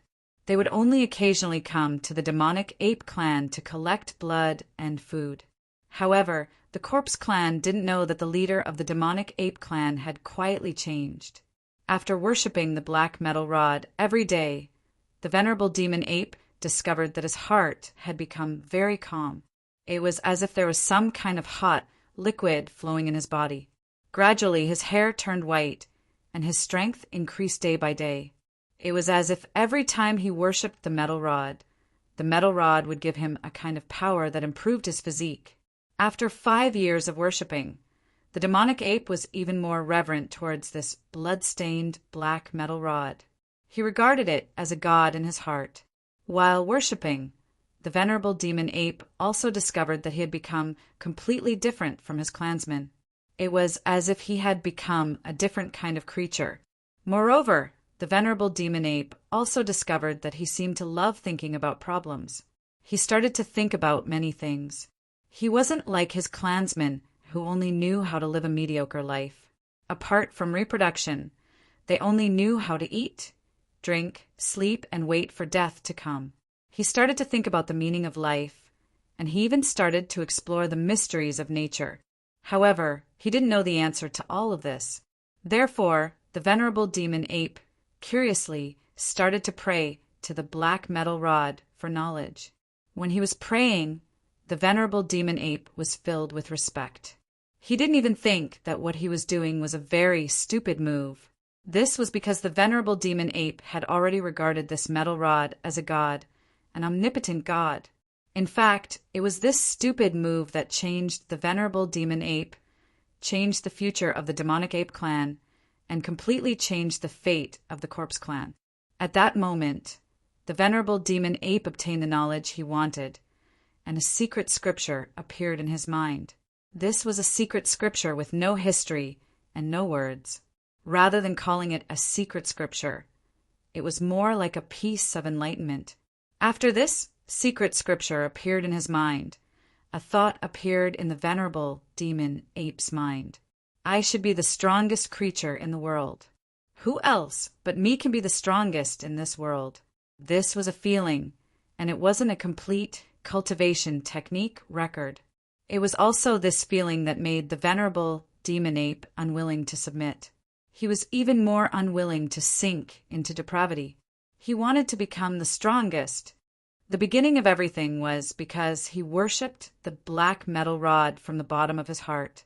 This allowed him to obtain the black metal rod's recognition, and he obtained a supreme inheritance. However, the inherent concept in his heart made him try to suppress the idea of looking down on the world several times. He even felt that his idea was very laughable and undesirable. However, as time passed, as the power he obtained became stronger and the knowledge in his mind became richer, he realized that he was gradually accepting this concept. Therefore, when the corpse clan came to their territory to collect their clansmen again, the venerable demon ape didn't refuse, but he was already dissatisfied in his heart. This was because he felt that since he was the strongest, why did he still have to offer his clansmen to the corpse clan? And why did the corpse clan have to be above him? The seed of hatred towards the corpse clan was planted in the venerable demon ape's heart, and it grew strong and healthy. After that, the venerable demon ape yearned to become stronger. While worshipping the black metal rod every day, he prayed to it to obtain more power than the corpse clan. This was because he wanted to rebel against the corpse clan, and he felt that he was the strongest creature in the world. At that time, the secret scripture was like a seed that took root in the venerable demon ape's heart. It caused him to change from the inside out, and it also forged his Tao heart on the path of cultivation. Even if he didn't have the corresponding strength, the venerable demon ape already had the heart of a powerhouse. In this path of cultivation, the venerable demon ape obtained something that others could only dream of at the beginning, and it laid a rock-solid foundation for his future path of cultivation. Time flew, and the venerable demon ape steadily walked the path of cultivation for 100 years. And after every 100 years, it was also time for the demonic ape clan to change leaders. As leaders, they couldn't escape the fate of becoming blood food. Although they could live for 100 years more than their clansmen, they had to accept the fate of becoming blood food at this time. This was also the iron rule that the corpse clan had set when they raised the many blood food clans. Although the corpse clan felt that under their control, it was impossible for the blood food clans below them to betray them, they still had to be on guard. Because such examples were too common in the underworld, no one knew which force would subvert the race they were in. External powers and internal powers were all possible. The corpse clan also knew that there was no eternal rule for royalty, so they had to eliminate all threats. Because of this, they set a rule that every blood food clan's leader would be replaced every 100 years to ensure that the clan wouldn't be united and wouldn't have any thoughts of rebelling. In fact, this was indeed very effective. All the blood food clans were firmly under their control, and it was impossible for them to betray them. Therefore, their corpse clan's dynasty was incomparably stable. And after 100 years, it was time for the demonic ape clan's leader to become blood food. As usual, the members of the corpse clan came to the demonic ape clan's territory and started to select their clansmen. At the same time, they prepared to take away the venerable demon ape. At that moment, the venerable demon ape, who had been suppressed for 100 years, erupted. The shocking combat strength that he displayed shocked the members of the corpse clan. Facing the venerable demon ape, they discovered that they were actually powerless to resist and were all killed in a short period of time. This scene also scared the venerable demon ape's clansmen silly. However, after the venerable demon ape killed all the members of the corpse clan, he looked at his clansmen with joy and said that he wanted to take them with him. But the reaction of his clansmen was out of his expectations. The clansmen looked at him with eyes filled with terror, disgust, fear, and unfamiliarity. They couldn't imagine how their leader could become so powerful, but most of them thought that their leader could be so stupid and actually dared to go against the corpse clan. In reality, it was only the venerable demon ape's wishful thinking. No clansmen were willing to rebel with him, and no clansmen were willing to follow him on this supreme path. Because they were already used to this kind of life, becoming blood food was already a matter of course to them. When everyone was unbearably stupid, the one who saw the reality and dared to rebel became an idiot in everyone's eyes. The venerable demon ape, who was unwilling, tried to persuade his clansmen, but no one paid attention to him. They didn't even dare to face him. At that moment, the venerable demon ape's heart was filled with anger. He didn't hate his clansmen, but he hated the corpse clan for making them so stupid. He didn't choose to leave by himself because he knew that if he left, the demonic ape clan would definitely be annihilated. He was born here, and he had been living with his clansmen for 100 years. He already had feelings for them, and he couldn't bear to see his clan being annihilated. He could only beg his clansmen, hoping that they would wake up.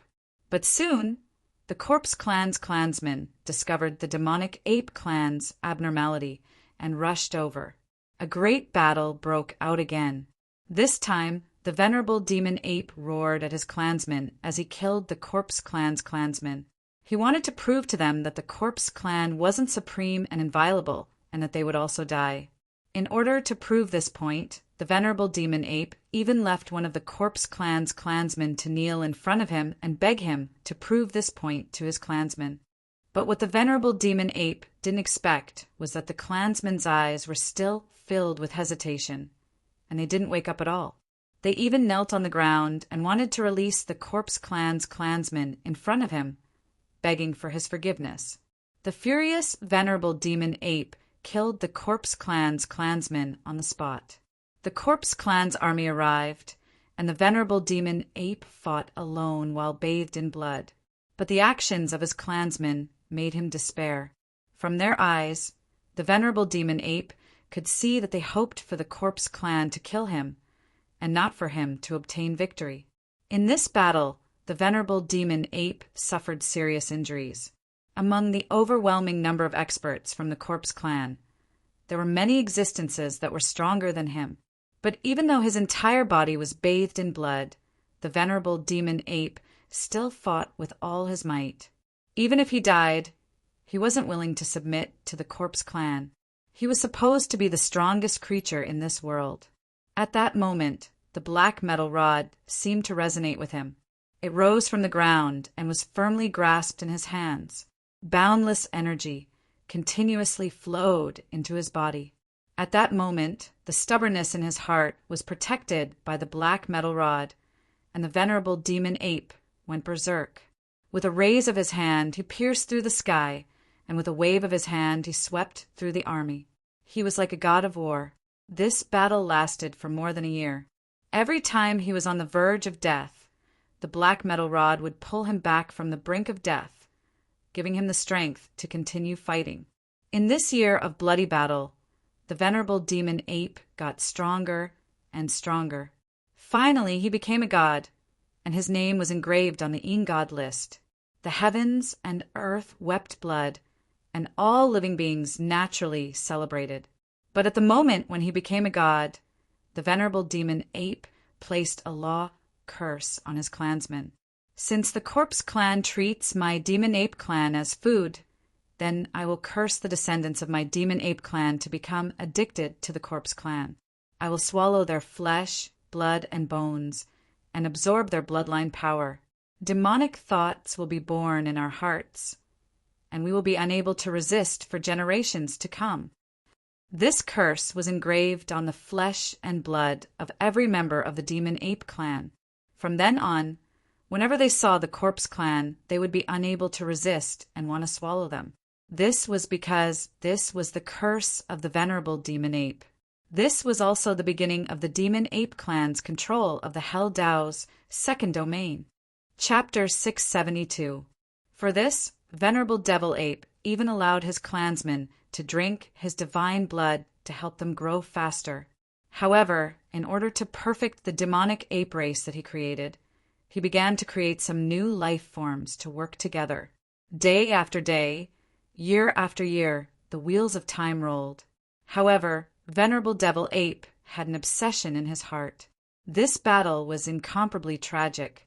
The devil ape clan had sacrificed more than half of their clansmen, but they still couldn't contend with the powerful corpse clan head-on.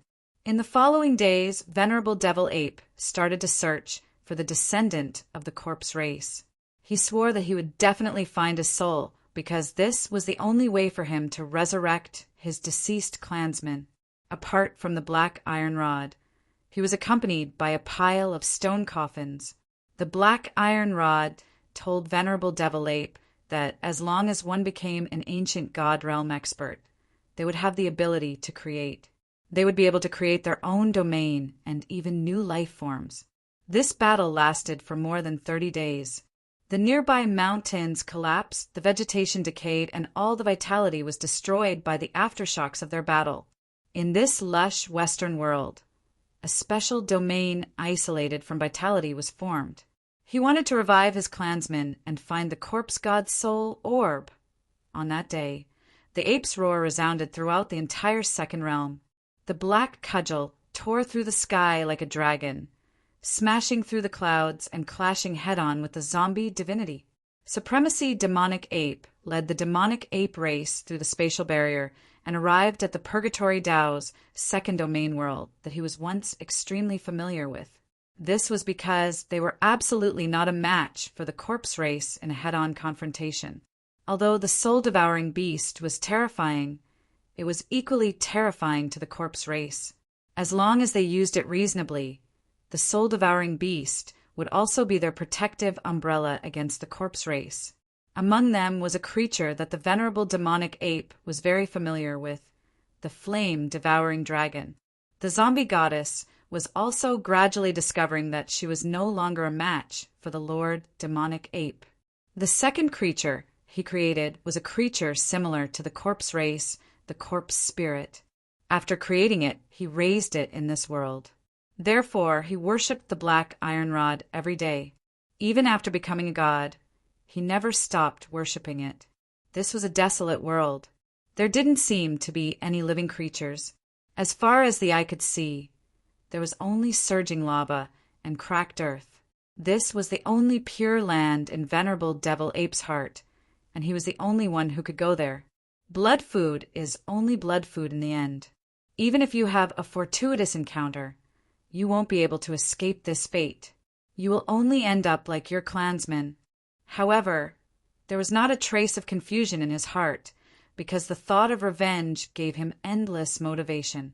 Even though the devilish ape tribe had also suffered several waves of attacks from the soul-devouring beasts, and close to half of their tribe members had perished, the devilish ape, venerable devilish ape, still managed to hold on with great difficulty in the end. In the end, a brand new demonic ape race was born. However, the black metal rod's answer was impossible. This was his declaration of war against the corpse race, his struggle against his own fate, and his hatred for his clansmen who were willing to sink into oblivion. Even though there were many soul-devouring beasts protecting them, they were completely unable to do anything to the corpse goddess, and they were all shattered into countless fragments with a wave of her hand. In that battle, The demonic ape race unleashed all of their combat power and destroyed several cities of the corpse race. They headed straight for the main city of the corpse race. At this moment, the corpse race had no choice but to hope that their ancestor, the corpse god, would return as soon as possible. The corpse god was extremely fearful of the venerable, devilish ape's aptitude, and he also felt threatened by it. In that instant, the deaths of his clansmen triggered the venerable devilish ape, and he roared angrily into the sky, hating the tragic fate of his clansmen. In the days that followed, the venerable devilish ape began to teach his clansmen the body-strengthening technique he had obtained from the black metal rod, and he also taught them knowledge. At the same time, he led his clansmen to pray to the black metal rod every day, hoping that it would continue to protect him and his clansmen. He didn't want to walk this path of absolute power alone. He wanted to lead his clansmen to climb to the top with him. However, the venerable devilish ape was always able to avert disaster with his clever arrangements, and his clansmen also began to evolve by devouring the bloodline power of the corpse race members. During this battle, the venerable devilish ape's body was crippled, and even his soul was injured. However, he still managed to hold on with great difficulty under the protection of the black metal rod, and he continued to roar as he pounced toward the corpse god. The two of them had fought countless times, but this time the venerable devilish ape was no longer the weakling who couldn't even put up a fight as his clansmen died. On that day, two extremely special children were born in the Mirage race. When he woke up, he realized that he was at the bottom of a valley, and the black metal rod was stabbed into the ground beside him. The moment this curse was formed, the corpse race was no longer supreme in the eyes of the demonic ape race members. They couldn't help but want to pounce toward the corpse race city, devour its flesh, and suck its marrow. He wanted to continue fighting, but the corpse god wasn't willing to fight him anymore, and he decisively left the territory of the soul-devouring beasts. Although he couldn't revive his clansmen on the spot, he could find the corpse god that had devoured his clansmen and use the boundless soul power in his ancient god soul to rebuild his clansmen. That way, his clansmen would be reborn, but they wouldn't be a brand new clan. At this time, the venerable devilish ape was completely enlightened by the black metal rod. Under the venerable devilish ape's careful nurturing, the demonic ape race grew rapidly, and they became the strongest force in the first realm of the Tao of Hell. The most dangerous place was the safest place. Although there were threats everywhere in the soul-devouring beasts' territory, the corpse race's several large-scale attacks were all stopped by the soul-devouring beasts, and the corpse race suffered heavy losses instead. A battle broke out, and the demonic ape race, which used to be submissive and lowly, followed the venerable devilish ape race and charged towards the corpse race. This was the power of the 6 paths of reincarnation, and no living being could interfere with it. Even the powerful ancient gods couldn't revive the dead living beings on the spot. The venerable devilish ape wasn't satisfied with this answer, because he didn't want to create a new clan. He wanted his original clansmen. With a sense of urgency, the venerable devilish ape cultivated diligently every day, absorbing knowledge from the black metal rod and constantly tempering his body. However, even if the venerable devilish ape had the protection of the black metal rod, there was still a limit to his physical strength. Corpse God, the venerable devilish ape, who understood this point, finally led his clansmen to fight a bloody battle. They fought while retreating and finally hid in the west of the second realm of the Tao of Hell, which was also the territory of the soul-devouring beasts. The venerable devilish ape's curse was branded in the bloodline of all his clansmen, including himself. Therefore, this battle ended prematurely because of the fusion of the soul-devouring beasts. While his consciousness was hazy, the heart of an expert in the venerable devilish ape's heart was catalyzed once again, and it grew. However, there was a taboo in the venerable devilish ape's heart. None of his clansmen were allowed to step into the cave where he buried his clansmen. It was the same every day, year after year of cultivation. Facing the corpse god's action of devouring his clansmen, the venerable devilish ape was powerless to resist. He could only watch helplessly as his clansmen were swallowed into the corpse god's mouth, and the rest were brutally killed. However, the corpse god's soul was nowhere to be found. Nevertheless, the days of cultivation in the future were no longer as boring as before. Staring at the space barrier, the venerable devilish ape made a decision. Afraid of the venerable devilish ape's revenge, they changed their name to the Mirage Tribe and lived in seclusion in this realm, becoming a clan of miners under the inconspicuous Nether Tribe. They had inherited the corpse god's divine seal's law, and their bloodline contained the divinity of the second realm's supreme race. They were destined to be extraordinary in the future. During this period, he had visited many large realms, found countless descendants of the corpse race, and cruelly sacrificed them. After leaving this place, he would wait for the right time to take revenge.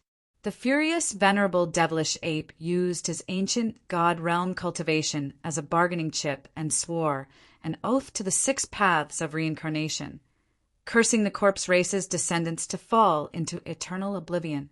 In this battle, the venerable devilish ape suppressed the corpse god in every aspect, forcing the latter into a dead end. Facing the demonic ape tribe led by the venerable devilish ape, the corpse race could be said to be helpless, and they even noticed the demonic ape tribe was growing stronger and stronger. In order to remind himself of this hatred and motivate himself at all times, the venerable devilish ape dug a cave in this desolate world and buried the corpses of several dozen clansmen who had not been devoured by the corpse god. He also forged an incomparably sturdy stone coffin for each of them. The greatest taboo in the Purgatory Tao's second realm was triggered. At that moment, the first to feel fear was not the venerable devilish ape, because he had already given up on life and death. Instead, it was the corpse god who had a bad premonition and chose to stop. Each battle was stronger than the last, and the venerable devilish ape seemed to be able to break through his limits every time he fought, from being unable to withstand a single blow at the beginning to being evenly matched later on. This process seemed long, but it was still too short for creatures like them who had extremely long lifespans. His cultivation speed was extremely rare in the netherworld. Ever since he had the idea of rebelling against the corpse race, the venerable devilish ape had always been researching how to fight against the corpse race. In the following days, the venerable devilish ape tempered his body with thunderstorms, tempered his willpower by swimming in lava, and trained his battle techniques in the terrifying death storms. At that moment, the venerable devilish ape understood that he had nothing else apart from this metal rod. However, this moment finally arrived 50 years later. His clansmen were all dead, and he was alone from then on. He had always been looking forward to the day he killed the corpse god and resurrected his clansmen. At that moment, the venerable devilish ape was extremely excited. He thought that after killing the corpse god, he would be able to see his deceased clansmen again and resolve his obsession. However, the venerable devilish ape knew that he would have to stay here for a very long time until he could take his revenge. Every time he ended his cultivation, the venerable devilish ape would stay in the cave and accompany these stone coffins. However, the venerable devilish ape chose to continue fighting without any hesitation. The demonic ape race grew little by little in this extremely harsh environment. Although his clansmen continued to grow stronger, the venerable devilish ape had his own worries. This was because the corpse god knew that if the soul-devouring beast was born during the fusion process, then the seal set up by the gods wouldn't be able to stop it. When that happened, the entire second realm would be plunged into misery and suffering, and the corpse race would suffer the most. Countless soul-devouring beasts gathered together and continued to fuse. The venerable devilish ape tried to create life. All of this was actually part of his plan, and hiding in the territory of the soul-devouring beasts in the west was a necessary path. In reality, the venerable devilish ape was also well aware of this. However, he knew that this wasn't due to his innate talent.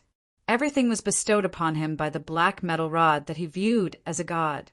Although the corpse race had a deep foundation, it was slowly emptied under the venerable, devilish ape's challenge. However, it wasn't easy to carry out this plan. Even so, the venerable devilish ape didn't give up after learning the method. He spent close to 1,000 years learning how to use the boundless soul power within the souls of ancient gods to reconstruct the souls of his clansmen. However, before he left, the corpse god swallowed most of his clansmen in front of the venerable devilish ape and cruelly killed the rest. Then the corpse god pointed at the venerable devilish ape with a blood-stained hand and said, "This was the forbidden area of the second realm of the infernal realm. It was also a forbidden area for soul-type life forms." What made the corpse god even more uneasy was that the demonic ape race that the venerable devilish ape had created had enormous potential, so much so that it surpassed the corpse race. One had red skin, while the other had purple skin. It was a man and a woman. They fought fiercely, and their bodies were strong. Moreover, they would evolve after devouring the members of the corpse race. The venerable devilish ape had sent several batches of his clansmen away in advance and dispersed them to the outside world. Meanwhile, his soul had left a mark on the bodies of these fleeing clansmen. Once he died, his soul would instantly teleport into the bodies of these clansmen and lay dormant there. As they reproduced and lived, they would awaken at some point. He had indeed killed the corpse god. However, when he was about to absorb the corpse god soul, he discovered that the corpse god soul had turned into 2 soul orbs, one red and one purple, and disappeared in the blink of an eye. Although he had the ambition to be the strongest, the venerable devilish ape's feelings for his clansmen had never faded. This was because the strongest enemy had yet to return. The soul-devouring beast was completely enraged by their battle. During the battle, the venerable devilish ape discovered that the look down on the world seed in his body was constantly germinating and growing, causing his battle power to continuously increase. This battle lasted for close to 100,000 years. When the final battle started, the second realm of the infernal realm was filled with the smell of blood. His prayers were answered. He began to study the habits of the soul-devouring beast and planned a relatively safe area in the western region to help his clansmen get through the most difficult days. The first life form he created was the fire elemental spirit, an elemental life form. The venerable devilish ape began to carefully guide the growth of this new race and named them the devilish ape race. At the same time, he also placed a similar curse on this race. Although the venerable devilish ape sealed the potential of this race, an accident still occurred. After the battle ended, the venerable devilish ape found out that the corpse god had long known that he would face defeat, so he had left a way out for himself. Although he still hoped to see his original clansmen again, he didn't want to be alone anymore. However, before he left, the venerable devilish ape returned to his territory and stored the bodies of his clansmen who had been killed by the corpse god. He then brought them into the valley, crossed the realm barrier, and arrived at the first realm of the infernal realm. The weather here was extremely bad, but the venerable devilish ape didn't feel the slightest bit uncomfortable. Under the venerable devilish ape's cursed seal, the corpse god would never be able to awaken again. His longing for his clansmen didn't fade with time. Instead, it deepened. The servility that had been suppressed for countless generations was completely released at this moment. The seed of power in the bottom of his heart gave him the determination to not be free, and it also ignited the boiling blood in his body. The moment he arrived in this world, the venerable devilish ape roared at the sky. His roar traveled over the mountains and echoed throughout this world. He issued a challenge to the corpse god on the other side. The venerable devilish ape had only heard of the corpse god's existence, but he had never seen him with his own eyes. "Since your corpse race treats my clansmen as food, then my clansmen will definitely treat your corpse race as food in the future." Facing the corpse god, the venerable devilish ape knew that his chances of winning were extremely low, but he still chose to fight. One day, the venerable devilish ape couldn't bear the endless loneliness, and he prayed to the black metal rod for a way to revive his clansmen. The final battle between the venerable devilish ape and the corpse god had arrived. However, the venerable devilish ape had no choice. If he continued to fight, then his clan would cease to exist, and he would be the only one left alive. The venerable devilish ape was in a state of life and death throughout this battle. He hovered between life and death, and he kept breaking through the limits of his body to obtain greater power. After the corpse god returned and learned of the demonic ape race's rebellion, he stepped into the territory of the soul-devouring beasts alone and found the demonic ape race. The longest war in the history of the Tao of Hell's second realm had begun. Just like that, the knowledge in the venerable devilish ape's mind continued to grow, and his strength increased by leaps and bounds, nearing the threshold of the ancient god realm. At that moment, the venerable devilish ape finally couldn't hold on any longer, and he fell from the sky and fainted. After staying in this world for more than 30,000 years, the venerable devilish ape finally broke through to the ancient god realm. Tens of thousands of years passed, and that day finally arrived. However, he still didn't head to the second realm, because he knew that he wasn't strong enough to fight against the corpse god. This intermittent battle continued for another 100 years. At this time, the venerable devilish ape also discovered that there was a spatial barrier in the valley behind him, and it seemed to be able to lead to another world.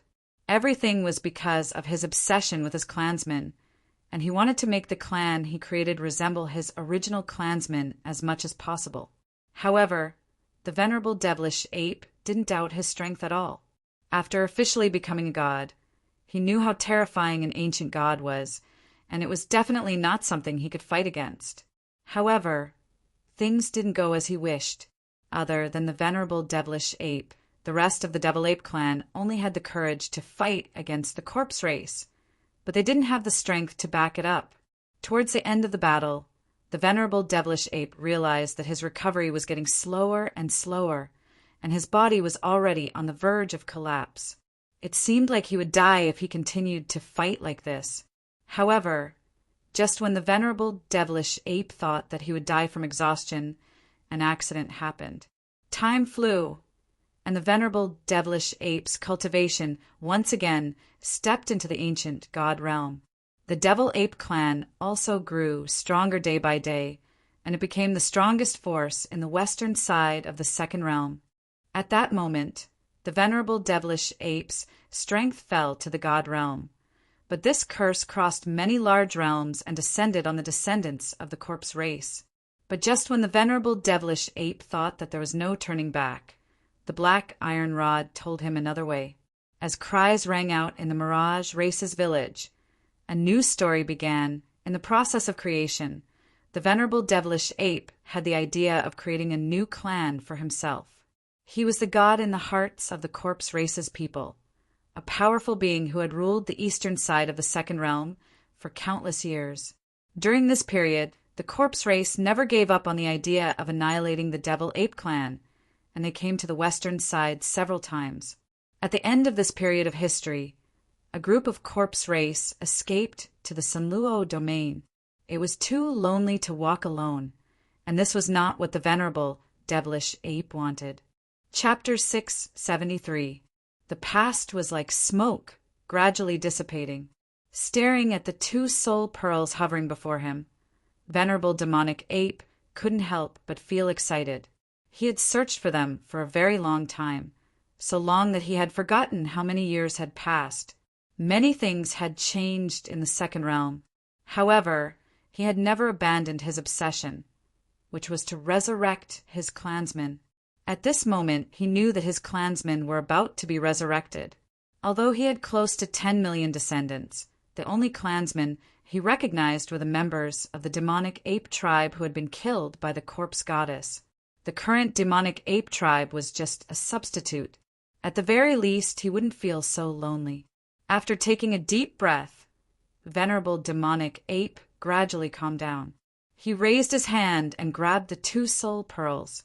Then he crushed the two soul pearls. Immediately, a vast wave of soul power swept out, and even venerable demonic ape couldn't help but take a step back. Fortunately, the two soul pearls exploded above the clouds, and the shock waves didn't spread below. Following which, venerable demonic ape closed his eyes and started to control the soul power to gather between his hands. Venerable demonic ape had practiced this step countless times in his mind. He had even created many races to practice this step. One could say that venerable demonic ape was very familiar with this step. As the soul power in the surroundings was absorbed into its hands, the venerable demonic ape suddenly opened its eyes and roared into the distance. His roar created sound waves that scattered the clouds and continuously radiated forward. In the blink of an eye, the sound waves resounded throughout the path of the Purgatory's second realm. They even passed through the barrier of the second realm and reached the path of the Purgatory's first realm. At this moment, in the path of the Purgatory's first realm, countless stone coffins in a collapsed cave suddenly trembled as if in response to the earth-shattering roar. When the nearby players saw this scene, they were astonished. They couldn't understand what was happening. However, what happened next left them dumbfounded. Many players started to record the scene and even started live streaming it on the forums. Countless stone coffins rose from the rubble, and a black glow flowed on the surface of the ancient stone coffins, following which they transformed into black arcs that flew into the sky. Holy **T. Everyone look. The coffin is flying. 666. I remember digging these coffins out 2 years ago, but I gave up when I couldn't break them open. Now they're flying. Did someone trigger a hidden plot? Who did it? Can anyone come out and explain what happened? It's probably some son of a **T. He probably did something that angered his ancestor. Now he's going to punish his relative in the name of righteousness. Let's all disperse, laughing emoji. There was a lot of discussion going on in the nearby live chat channel. They were all very curious and confused as they looked at the coffins that flew into the distance. After these stone coffins flew to the end of the first realm, they passed through the realm barrier and flew straight towards the area where the venerable demonic ape was. When all 68 coffins arrived, venerable devil ape waved his hand and condensed the soul power in his hand into the 68 coffins. After that, he began to use the soul power to reconstruct the bodies and souls of his clansmen that had died a long time ago. The venerable devil ape treasured the soul power very much. This was because soul power came from the soul. It was extremely rare even in the entire underworld. Even as an ancient god, he didn't have a source of soul power. As the bodies were being reconstructed, the 68 stone coffins began to tremble and slowly opened a gap. Suddenly, a thick black fog gushed out.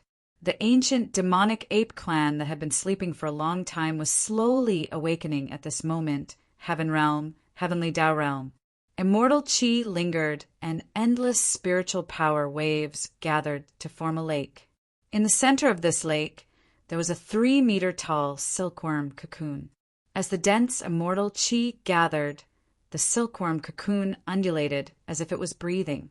At this moment, a golden mark suddenly appeared on the cocoon. Then the cocoon bloomed like a lotus petal. In the center, a man in white with a golden tie, character carved on his forehead, appeared. At this moment, he slowly opened his eyes. There was not a trace of emotion in his golden eyes, but they were filled with great majesty. Grand Elder, you're awake. As the voice sounded, a figure surrounded by prayer beads suddenly appeared beside him.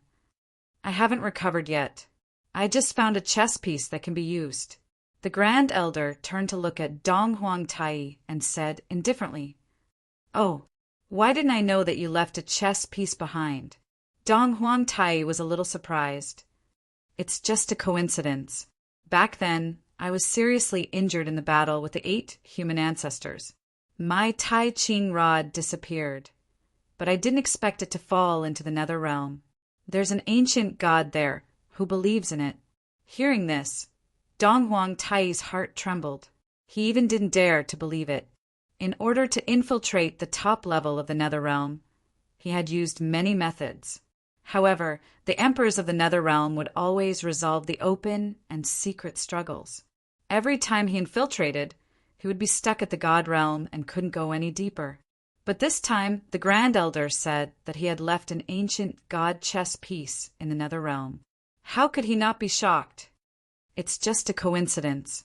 There's nothing wrong with his soul and memory. So no matter how East Peak and the others investigate, it's useless. Because he's a part of the Nether Realm, but his belief is my Tai Ching rod. With this, I can make him do many things, and he will never disobey. The Grand Elder explained with an indifferent expression. Then what are you going to do next? Use this chess piece to start a war and exhaust the power of the Nether Realm as much as possible. When I wake up, I'll take down the Nether Realm in one fell swoop. At this point, a trace of emotion finally appeared in the Grand Elder's eyes. Dong Huang Tai was silent for a while. Then he said, "Have you ever considered the return of annihilation?" Tai, we've already done so much. Do you still care about this? Even if you stop now, you'll still die when annihilation returns. There's no difference. Dong Huang Tai nodded silently and didn't say anything else. At this time, the Grand Elder suddenly asked, "Has the Heavenly Father given any feedback recently?" There's only one thought. Wipe out all living beings in the human realm and the Nether Realm. He's our creator. I'll always carry out his decisions. But I really want to know why the Heavenly Father is doing this. You ask me, but how can I know? The cause of the War of the Three Realms was instigated by the Heavenly Father. You and I are just the executors. With that, Dong Huang Tai sighed. The Grand Elder didn't say anything else. Just as he was about to continue his seclusion to heal himself, a dazzling ball of light as bright as the sun suddenly bloomed above his head. Seeing this ball of light, the Grand Elder and Dong Huang Tai's expressions changed. They immediately bowed to the ball of light. "Heavenly Father, do you want to know the reason?" The ball of light didn't say anything, but its voice suddenly appeared in the minds of Dong Huang Tai and the Grand Elder. Dong Huang Tai and the Grand Elder seemed a little hesitant when they heard it. "You're all my children.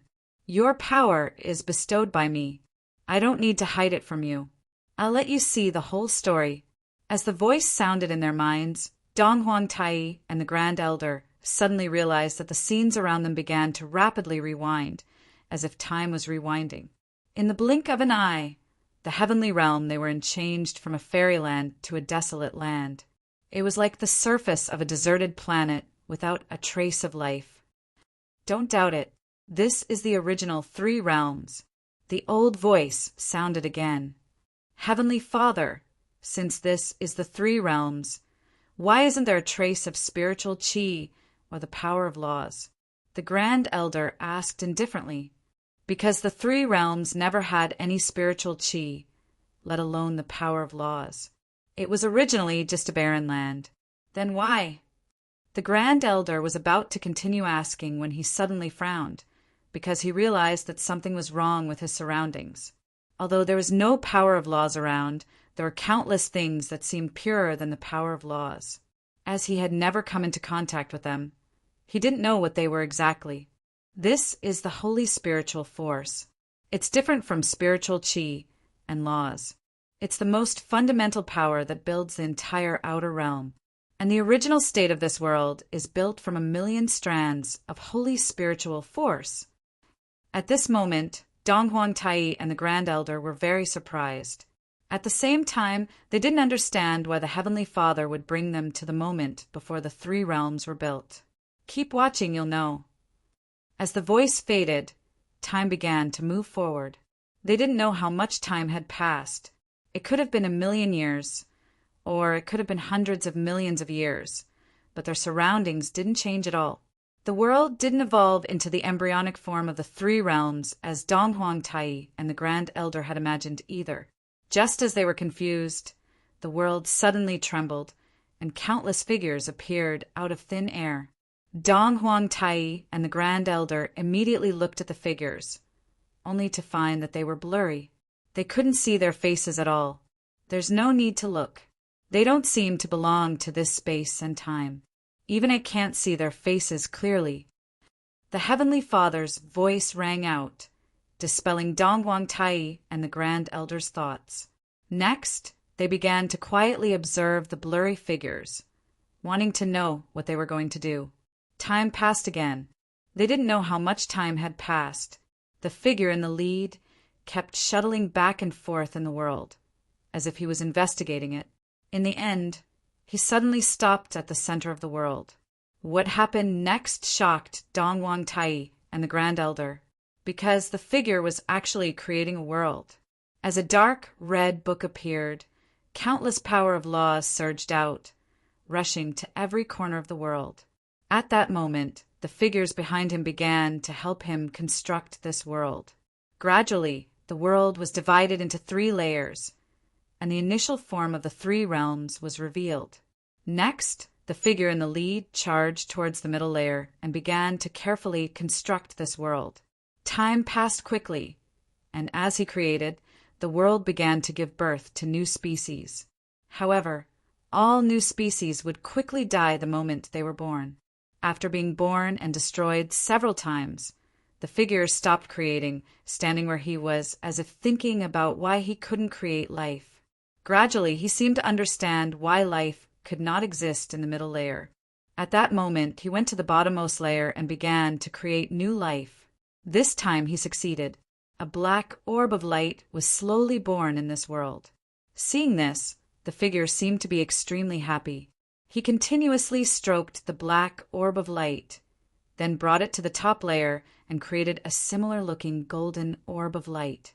Looking at the golden orb of light, Dong Huang Tai and the Grand Elder were extremely shocked. They could not help but ask, "Heavenly Father, you were created by this figure." "That's right. I am the Heavenly Tao, and the 6 paths were born with me."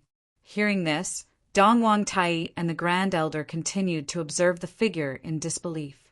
Soon, they understood why the Heavenly Father had always hated the other 2 realms. As they were formed, the 3 realms underwent great changes. The Heavenly Tao and the 6 paths took the initiative to absorb outer spiritual qi to replenish the 3 realms. Gradually, the middle layer gained life and was no longer so desolate. All of this was seen by that figure. But soon the world changed. The 2 orbs of light that had absorbed outer spiritual qi suddenly began to wither, as if they could no longer withstand the absorption of outer spiritual qi. Seeing this, the figure became extremely anxious. He brought the 2 orbs of light to the middle layer and began to repair their withered bodies. Time passed quickly again. Not only were the Heavenly Tao and the 6 paths not repaired by the figure, they instead withered day by day. Seeing this, the figure in the lead gathered all the figures in this world and began to discuss countermeasures.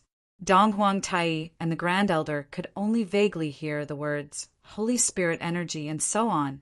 They were unable to clearly understand what was being said.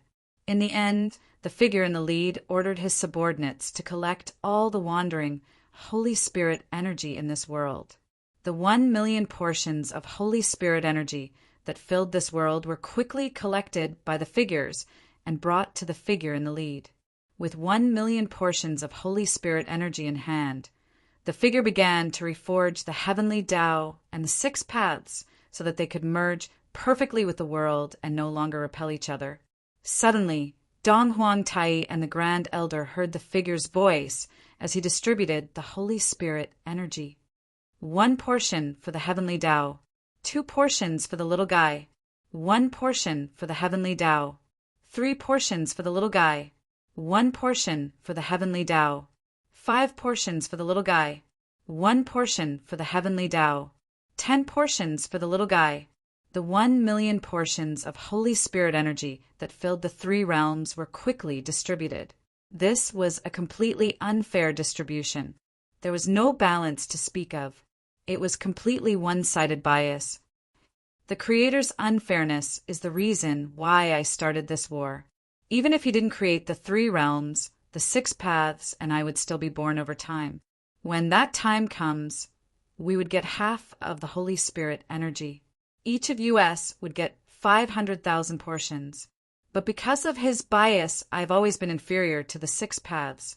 That's why I want to take back everything that belongs to me.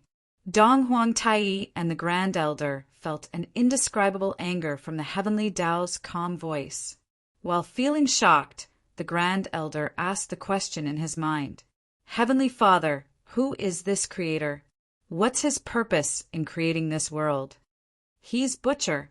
Dong Huang Tai and the Grand Elder were stunned when they heard that. Although they knew that the strongest person in the three realms was Butcher, they never thought that he was the one who created the three realms and was their Heavenly Father's creator. Don't worry, he won't be coming back. The future belongs to the heavens, and you, the voice, slowly faded away. Divine Qi swirled around them once again, and they returned to their original state of heavenly Tao. The ball of light above Dong Huang Tai and the Grand Elder also disappeared. Dong Huang Tai and the Grand Elder were left in a state of shock and confusion. Chapter 674. Baiki, the Mansion of the Dead. As the number of players entering the Naraka realm increased, so did the strategies. At this time, most of the players had a simple idea. They had to be the first to eat crabs. Therefore, they set off decisively according to the strategy. However, what they didn't know was that what greeted them was a tragic beginning. Since most of the soul-devouring beasts distributed in the west of the second region of the Naraka realm had never seen the players before, they were very curious the moment they saw them. They wanted to know if the souls of these creatures were tasty. Therefore, the first batch of players who arrived at the second region of the Naraka realm were miserable. It was not a problem to cross this region and move forward, but they would definitely be swallowed by the soul-devouring beasts along the way. Then they would be spat out after being identified as inferior food. However, under the pioneering efforts of the first batch of players, the soul-devouring beasts gradually realized that the players were inedible. After that, they would no longer approach the players when they saw the same soul power fluctuation. It could be said that the efforts of this batch of players had made the lives of the latecomers much more comfortable. Relying on the abilities of the soul-devouring beasts, the players used the strategy, learned from the strategy, to lure the demonic apes into the territory of the soul-devouring beasts with the corpses of the corpse clan members. All they had to do next was to wait and then pick up the materials from the demonic apes. As the materials produced by the demonic apes increased day by day, the income of lifestyle professions such as blacksmiths also increased. Every day, lifestyle players would receive a large number of requests to forge equipment or special tools. As more and more equipment above level 200 was produced, the overall strength of the players began to rise rapidly. Everything was developing in a good direction.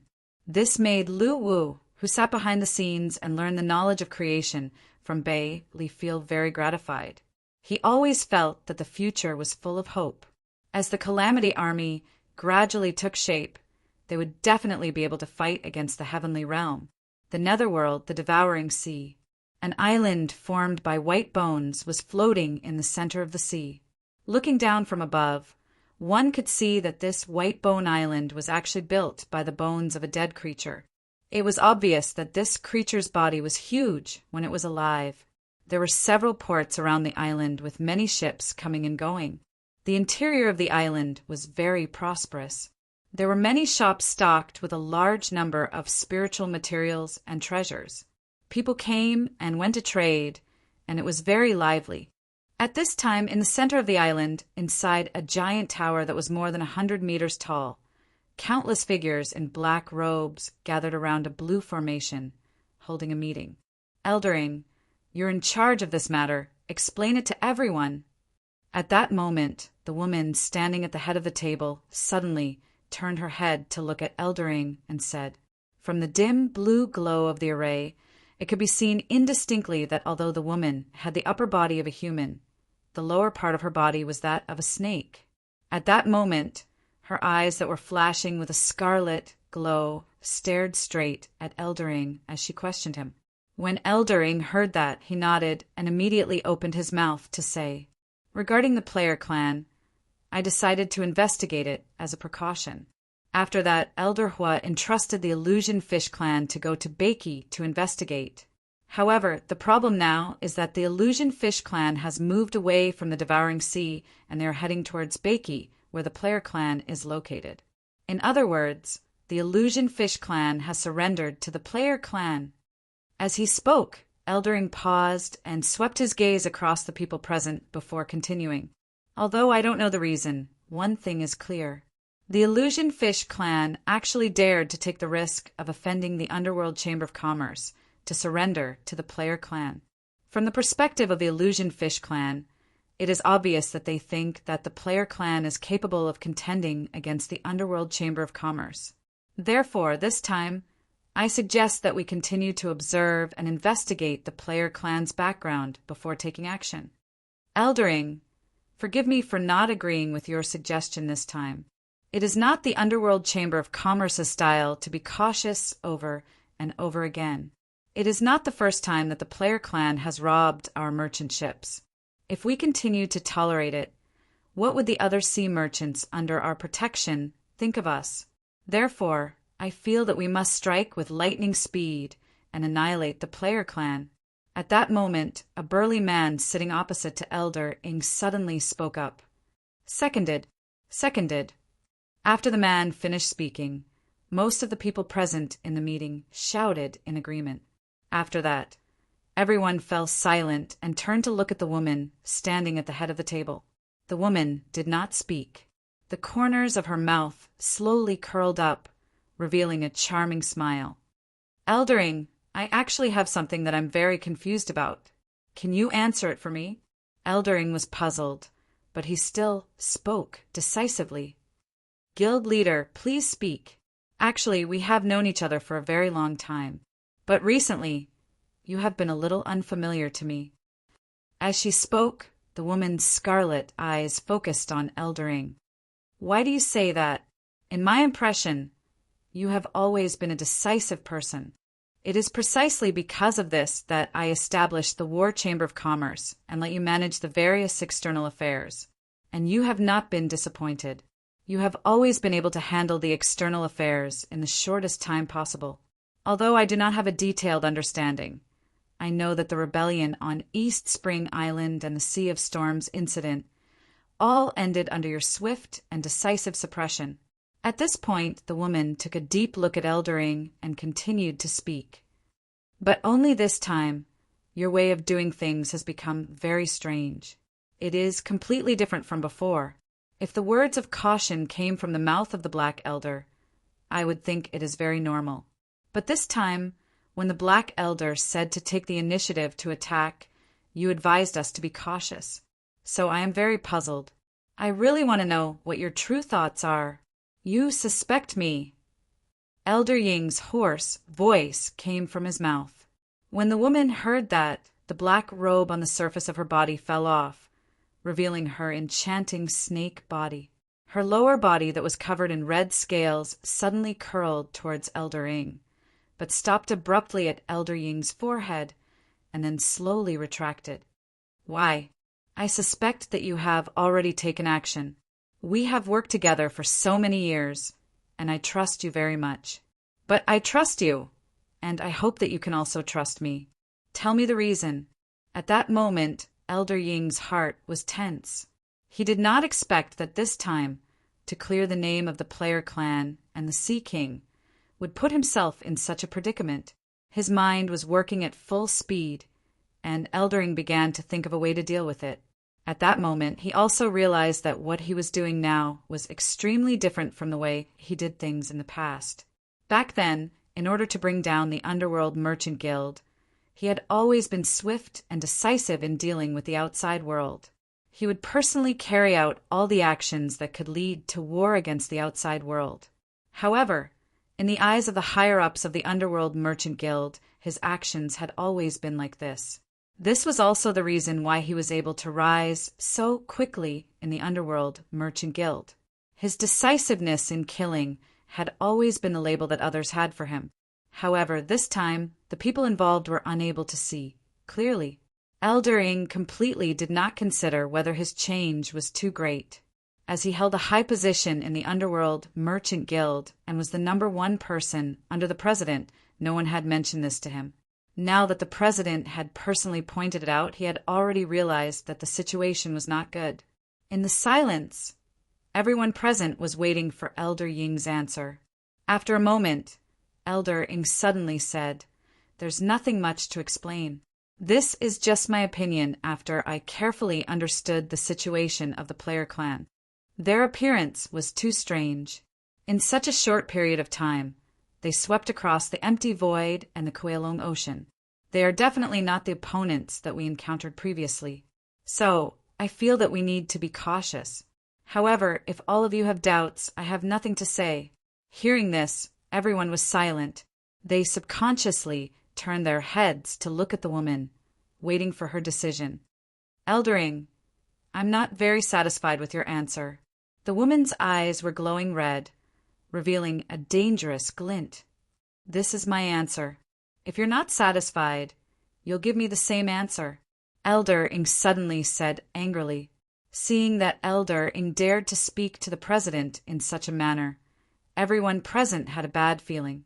However, to their surprise, the woman suddenly burst into laughter. "This is the Elder Ying that I know. This is the temper that you should have. So, I'll give you a chance to prove your innocence. Bring along the 10 major war merchant guilds that you control and destroy the player clan." Hearing that, Elder Ying had a bad feeling in his heart. At this moment, he realized that the player clan was probably going to be destroyed. Initially, he thought that the player clan might be able to support the Sea King's growth until the Sea King completely inherited the Shadow Legion. However, the situation had changed too quickly, leaving him no time to plan his next step. "Elder Ying, do you dare?" At this moment, the woman suddenly said, "Why not? I've always been in charge of the external wars of the devouring underworld branch. This time, the war against the player clan will also be initiated by me." Elder Ying bit the bullet and agreed immediately. "All right. I hereby congratulate Elder Ying on your victorious return," the woman said with a smile. "Congratulations on your victorious return, Elder Ying." Hearing the president's words, everyone present immediately chimed in. At this moment, Elder Ying snorted coldly, and his figure slowly disappeared from the spot. As he walked out of the giant tower and walked towards the shore, Elder Ying felt a sense of helplessness. Destroying the player clan was not his wish, but at this moment he knew that he had no choice but to do so. However, before that, he felt that it was better to inform the Sea King in advance. Chapter 675. Kuelong Ocean, Xinmo Island. As usual, the Sea King was wearing a long robe and inspecting the construction of the island. The Sea King was very satisfied with the development of the island. Relying on the knowledge stored in the Shadow King's inheritance, the Mute army's strength grew steadily. What the Sea King needed now was a stable development. He believed that if this continued, the Mute army would soon become the leader of the top 10 war chambers of commerce and embark on the path to the center of the Netherworld Ocean. Finally, he would find a way to replace the Netherworld Chamber of Commerce. The Sea King nodded in satisfaction as he looked at the craftsmen who were building new high-end warships by the sea. However, just as he was about to leave for the next location, his expression froze, and he looked up at the horizon. In the distance, a giant golden bird swooped down from a high altitude. Its target was Xinmo Island. The Sea King was familiar with this giant bird and knew that a mission from the Netherworld Chamber of Commerce had arrived. The Sea King was not surprised.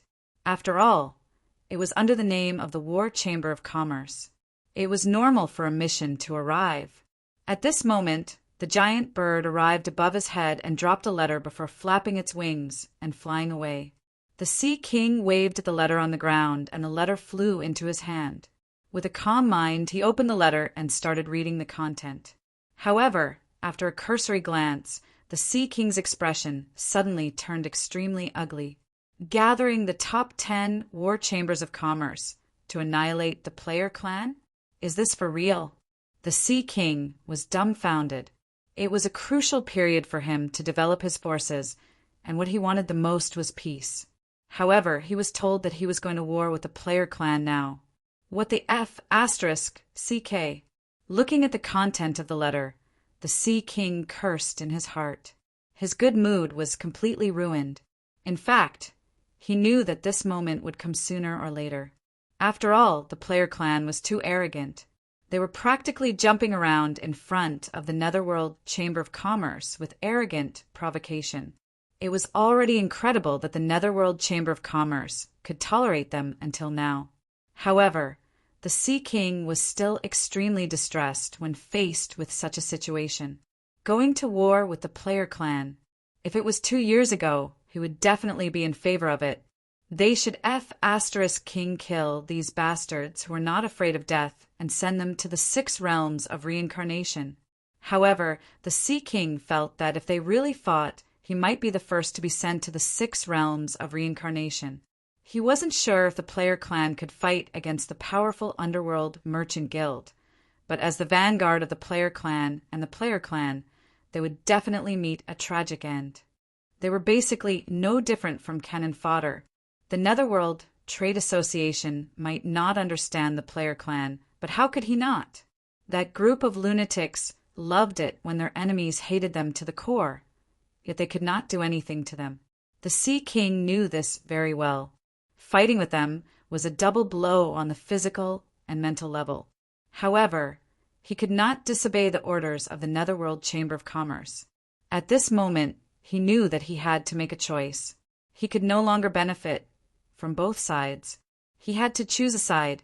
Looking at the letter in his hand, the Sea King turned his head to look at the blue ocean in melancholy. He sighed in his heart. Didn't you say that you would let me develop slowly? Didn't you say that my future would be bright?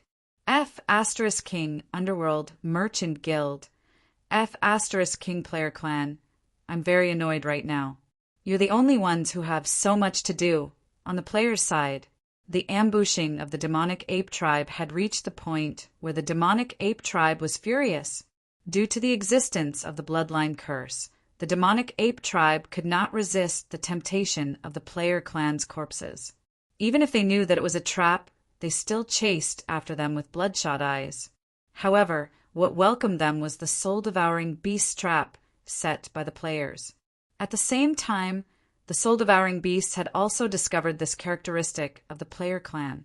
These soul-devouring beasts had gradually learned to cooperate with the player clan in concealment. Then, they would wait for the player clan to lure the demonic ape tribe over before they made their move. This was a pleasant surprise to the players. Therefore, the players began to work together with the soul-devouring beasts to gain mutual benefits. They worked together and conspired to trick the demonic ape tribe into their trap. Such a large-scale operation naturally attracted the attention of the demonic ape tribe. However, they were helpless against the soul-devouring beasts in the west. They could only convey the news to the honorable demonic ape. After the honorable demonic ape received the news, he immediately began to investigate the player clan. Starting from the path that the players took, he quickly found out that the player clan had crossed the barrier of the first precinct. The honorable demonic ape was very familiar with the first precinct because it used to be his territory. He had lived there for a long time and many species were created by him. However, he had never seen these new species, the player clan. He also did not think that these creatures were naturally evolved from the creatures he created in the first precinct because he was extremely familiar with the species he created. He knew how they evolved like the back of his hand and would never mistake them. Thus, he began to investigate further and discovered the root of the problem. These creatures had actually come to the first precinct through the space tunnel. The direction of the space tunnel's fluctuation was in Bakey. After investigating this, the honorable demonic ape's line of sight penetrated through the layers of space and arrived at Bakey. He immediately discovered the huge group of creatures that lived there, the player clan. This clan was the force that was causing trouble in the second precinct of the Hell Path. After thoroughly investigating the reason, the honorable demonic ape revealed a cruel smile. Since they dared to offend me, then there's no need for this clan to exist anymore. They shall become the children's food. the lives of the players went on as usual. However, something unexpected happened on this day. The Sea King's subordinate, Sui, came to the Lioli coast and informed them of something. The 10 great war chambers of commerce of the devouring sea were gathering and getting ready for battle. At the same time, Sui informed the players that the Sea King wanted them to evacuate as soon as possible and hide in other regions. They would only return after the storm had passed. Although the players did not reply to Sui, they were filled with disdain. A bunch of experience and soul coins are on their way. Why should we run? It was a surprise that the Underworld Chamber of Commerce wanted to attack them. Although they were definitely no match for them, it was never a problem for the players to defeat the Underworld Chamber of Commerce. The key was whether they could kill their opponents and obtain soul coins and experience. Therefore, it was impossible to run. They had to fight to the end. However, the players were still very concerned about this matter, and they immediately made preparations. As the posts about the Underworld Chamber of Commerce's impending attack appeared in the forum, the players who were searching for treasures in the outer sea, earning money in the instance dungeon, and exploring other regions all rushed to the mansion of the dead. The players quickly made preparations for this battle. The health, recovery potions, enhancement potions, and the self-made attack items from the auction house were quickly swept away. The atmosphere of war gradually intensified. When it came to war, the players were no longer the newbies who were scared silly by the grand scenes when they first entered the war.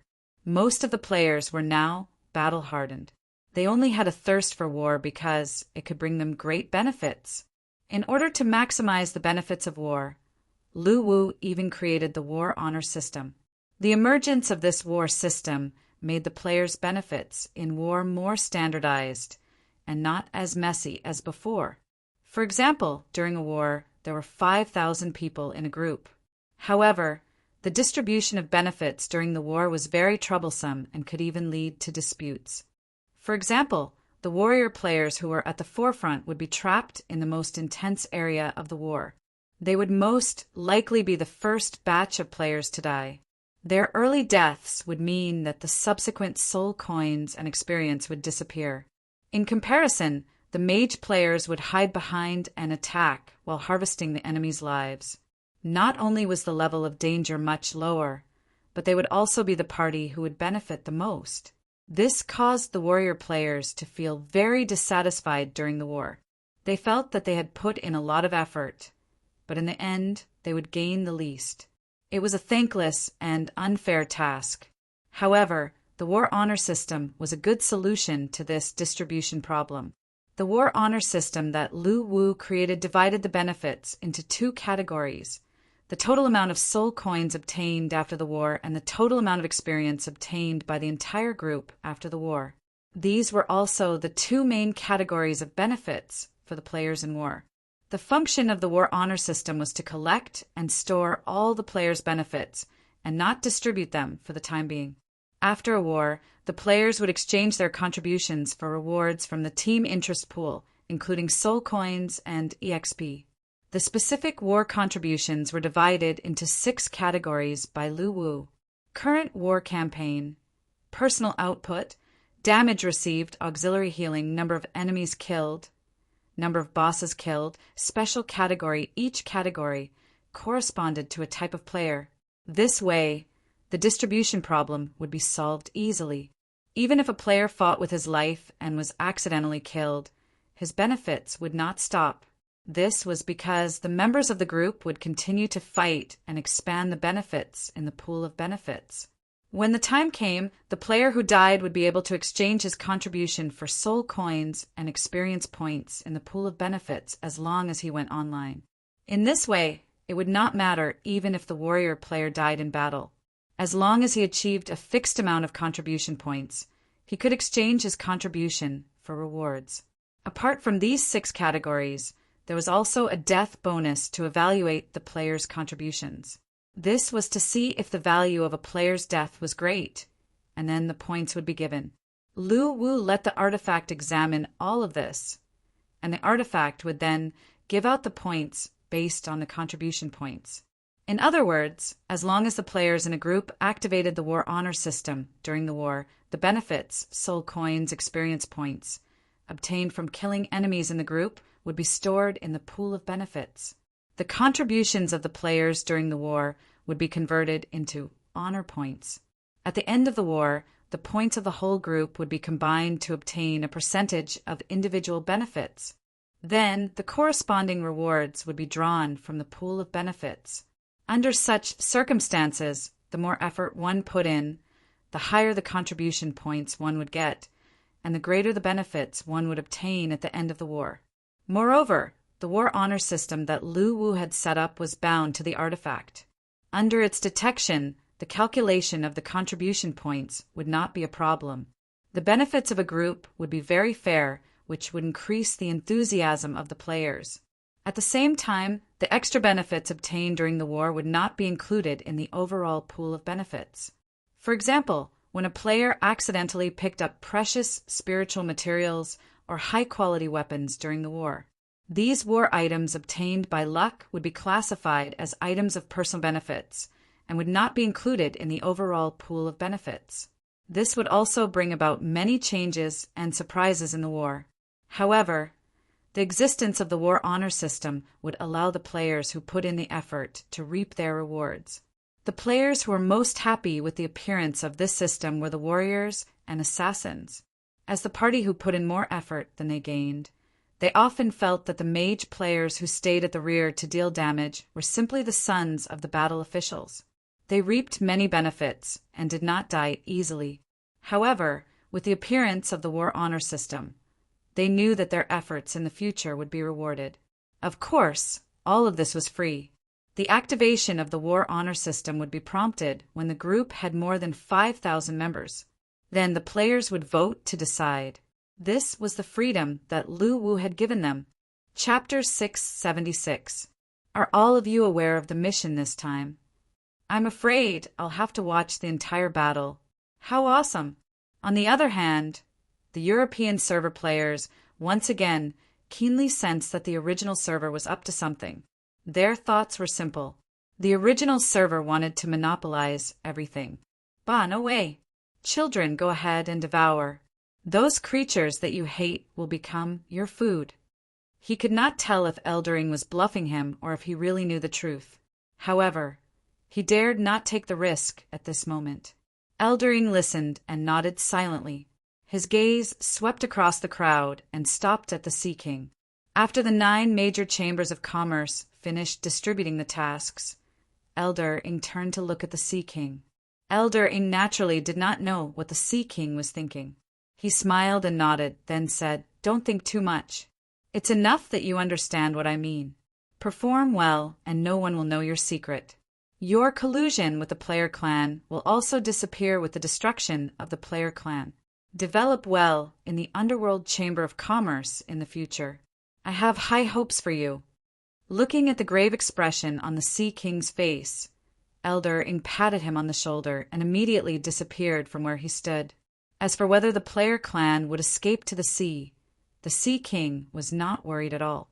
Following the announcement of the Underworld Chamber of Commerce's gathering order, battleships arrived one after another in the Kuelong Ocean. Then he walked toward the island while cursing in his heart. The distribution of tasks during the battle was not a trivial matter for the war chambers of commerce.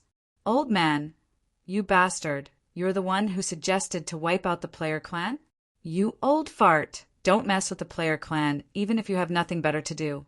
How dare you drag me into this? I curse you for giving birth to a son without an asshole.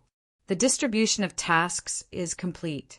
Go ahead and inform everyone to gather here in 4 hours and depart for Bakey." Eldering said. He had to admit that the Sea King's growth had completely exceeded his expectations. Therefore, he had high hopes for the Sea King. "Eldering, don't misunderstand. I only have hatred for the player clan. How could I collude with them?" However, the Sea King was unaware of all this.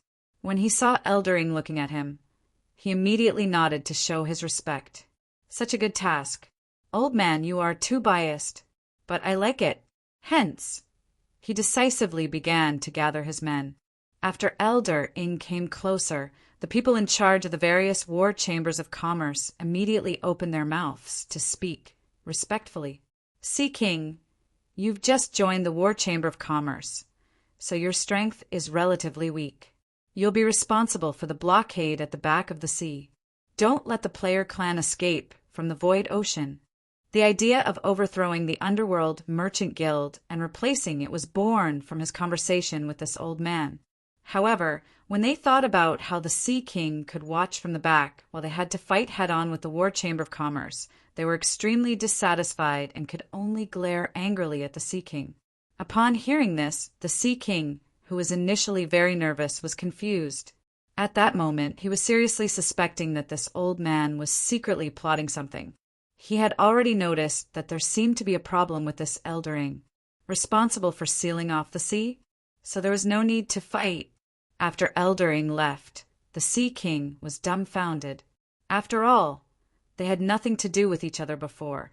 There must be a conspiracy behind the sudden care.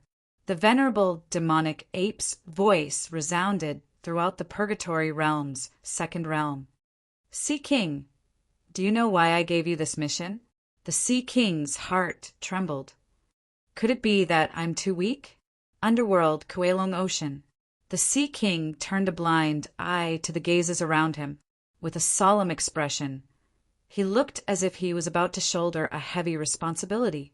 This made the people in charge of the War Chamber of Commerce gnash their teeth.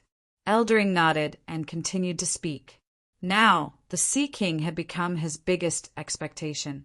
Everyone immediately responded and then dispersed. Doesn't this mean that I can just watch this bunch of idiots charge and fight the player clan to the death? In fact, he was cursing in his heart. At the same time, Eldering, who was the core figure of this battle, also arrived at Exanimo Island. At that moment, Elder Ing suddenly called out to the Sea King. The Sea King immediately stopped and turned to look at Elder Ing with a puzzled expression. Don't bother explaining. I just want you to understand that in such a situation, you have to make a choice. If you can't steel your heart to make a decision, then you will be dragged into an irrecoverable situation. You are a smart person. You should know that this is the time to give up certain interests and relationships. Elder Ing did not speak until the people in charge of the War Chamber of Commerce had left. At the same time, in the second precinct of the Naraka realm, a space teleportation formation was slowly forming. Understood. I promise to complete the mission. The Sea King immediately replied with a solemn expression, but in fact he was grinning from ear to ear. Then countless demonic apes gathered in the direction of the teleportation formation from all directions. Since he had inherited the Shadow King's inheritance, it meant that he had accepted the mission of overthrowing the Underworld Chamber of Commerce. The Sea King would definitely embark on this path of slaughter in the future. After receiving the notice, the War Chamber of Commerce decisively set off to the Kuelong Ocean and gathered near Examo Island according to the instructions. The player clan ran away. That was the biggest joke in the world. They would not stop until the entire clan was annihilated. Hence, running away did not exist for the player clan at all. Understood, everyone immediately responded. After stepping on the coast, Eldering looked up and saw the Sea King and the other people in charge of the War Chamber of Commerce standing nearby, waiting for him. Back then, he had come up with many plans to help the Sea King obtain the Shadow King's inheritance. However, he did not expect that there would be so many accidents along the way. The Sea King did not even need his help to brew the soul-praying fluid and easily obtain the Shadow King's inheritance. Elder Ing had a whole new level of respect for the Sea King. Upon hearing this, the Sea King felt that the old man must have some ulterior motives for being so nice to him. Next, let me assign the tasks for each of you in this operation to wipe out the player clan. Does Elder Ing mean that I should abandon the player clan? But why did he give me such a chance instead of destroying my Mu-Te Empire directly? If they were assigned to fight head-on, they would have to bear the greatest losses. Naturally, they hoped that their forces would be assigned to the easiest place. Upon hearing the assignment, the other people in charge of the War Chamber of Commerce glared at the Sea King furiously. The Sea King did not answer, but his heart was filled with doubts. Since Elder Ing controlled the quota of the War Chamber of Commerce, he could replace them any time he was dissatisfied with them. Hence, they could only agree to the assignment. Upon hearing this, everyone's heart tightened. First, the Bloodstained Fleet, the Black Sea Fleet, the Sword Crown Fleet, and the Purple Bend Fleet. You will be in charge of attacking Bakey from the front. The Smoke Dragon Fleet will be in charge of blocking the left side of the sea and attacking from the land. The Dragon Horn Chamber of Commerce will be in charge of blocking the right side of the sea and attacking from the land. Bullsh *T. It's because I know that you are in cahoots with the Player Clan. If any member of the Player Clan escapes, you will be severely punished. Do you understand, Sea King? Eldering said in a deep voice with a straight face. Upon hearing this, the Sea King's face turned pale. For hours later, the War Chamber of Commerce of the Devouring Sea Division had assembled outside of Xian Mo Island. Then, under Elder Ying's command, they set off for Bakey in a grandiose manner. Thinking of this, the Sea King looked at himself. His expression gradually became strange, and he could not help but shiver. As soon as he finished speaking, a portal suddenly appeared above the formation. Regarding Elder Ying's assignment, they dared not voice their anger. Elder Ing. Chapter 677. Ever since the battle royale where Jin Yao was killed, the European server players gradually realized one thing. The original players always seemed to encounter good opportunities and use them to quickly improve the combat power of their own players. At that time, some players had raised this issue on the European server forum and expressed their opinions. However, not many players cared about what he said at that time. However, after the battle for supremacy in the Kowloon Ocean and the subsequent war in the Sanluo domain, the European server players had generally accepted this matter. It was impossible for the European server players not to be jealous of this. However, they did not think too much about it. They just attributed this opportunity to Bakey's unique geographical location, which could easily produce such opportunities for development. It was not a special arrangement by the officials. The reason for this was simple. Just like the original players, the European server players knew that the officials would not interfere with the development of the game world. The arrival of opportunities was also related to the development of the self-operating world. It was not a special arrangement by the officials. In fact, Lu Wu did not interfere in any of Bakey's battles with the outside world. The battles with Cha Na, the Sea King, the Nine Luminaries, and other local forces were all situations that the players encountered in their own development. Lu Wu did not expect to form a relationship with the Sea King, a great enemy. Moreover, the European server players felt that compared to Naraka, their growth environment was already very comfortable. Although it was not as good as the original server, it was more than enough. However, the European server players also began to think of countermeasures for the rapid development of the original server. They tried to catch up with the development progress of the original server as soon as possible. Hence, they came up with a set of methods to freeload the original server's experience and soul coins.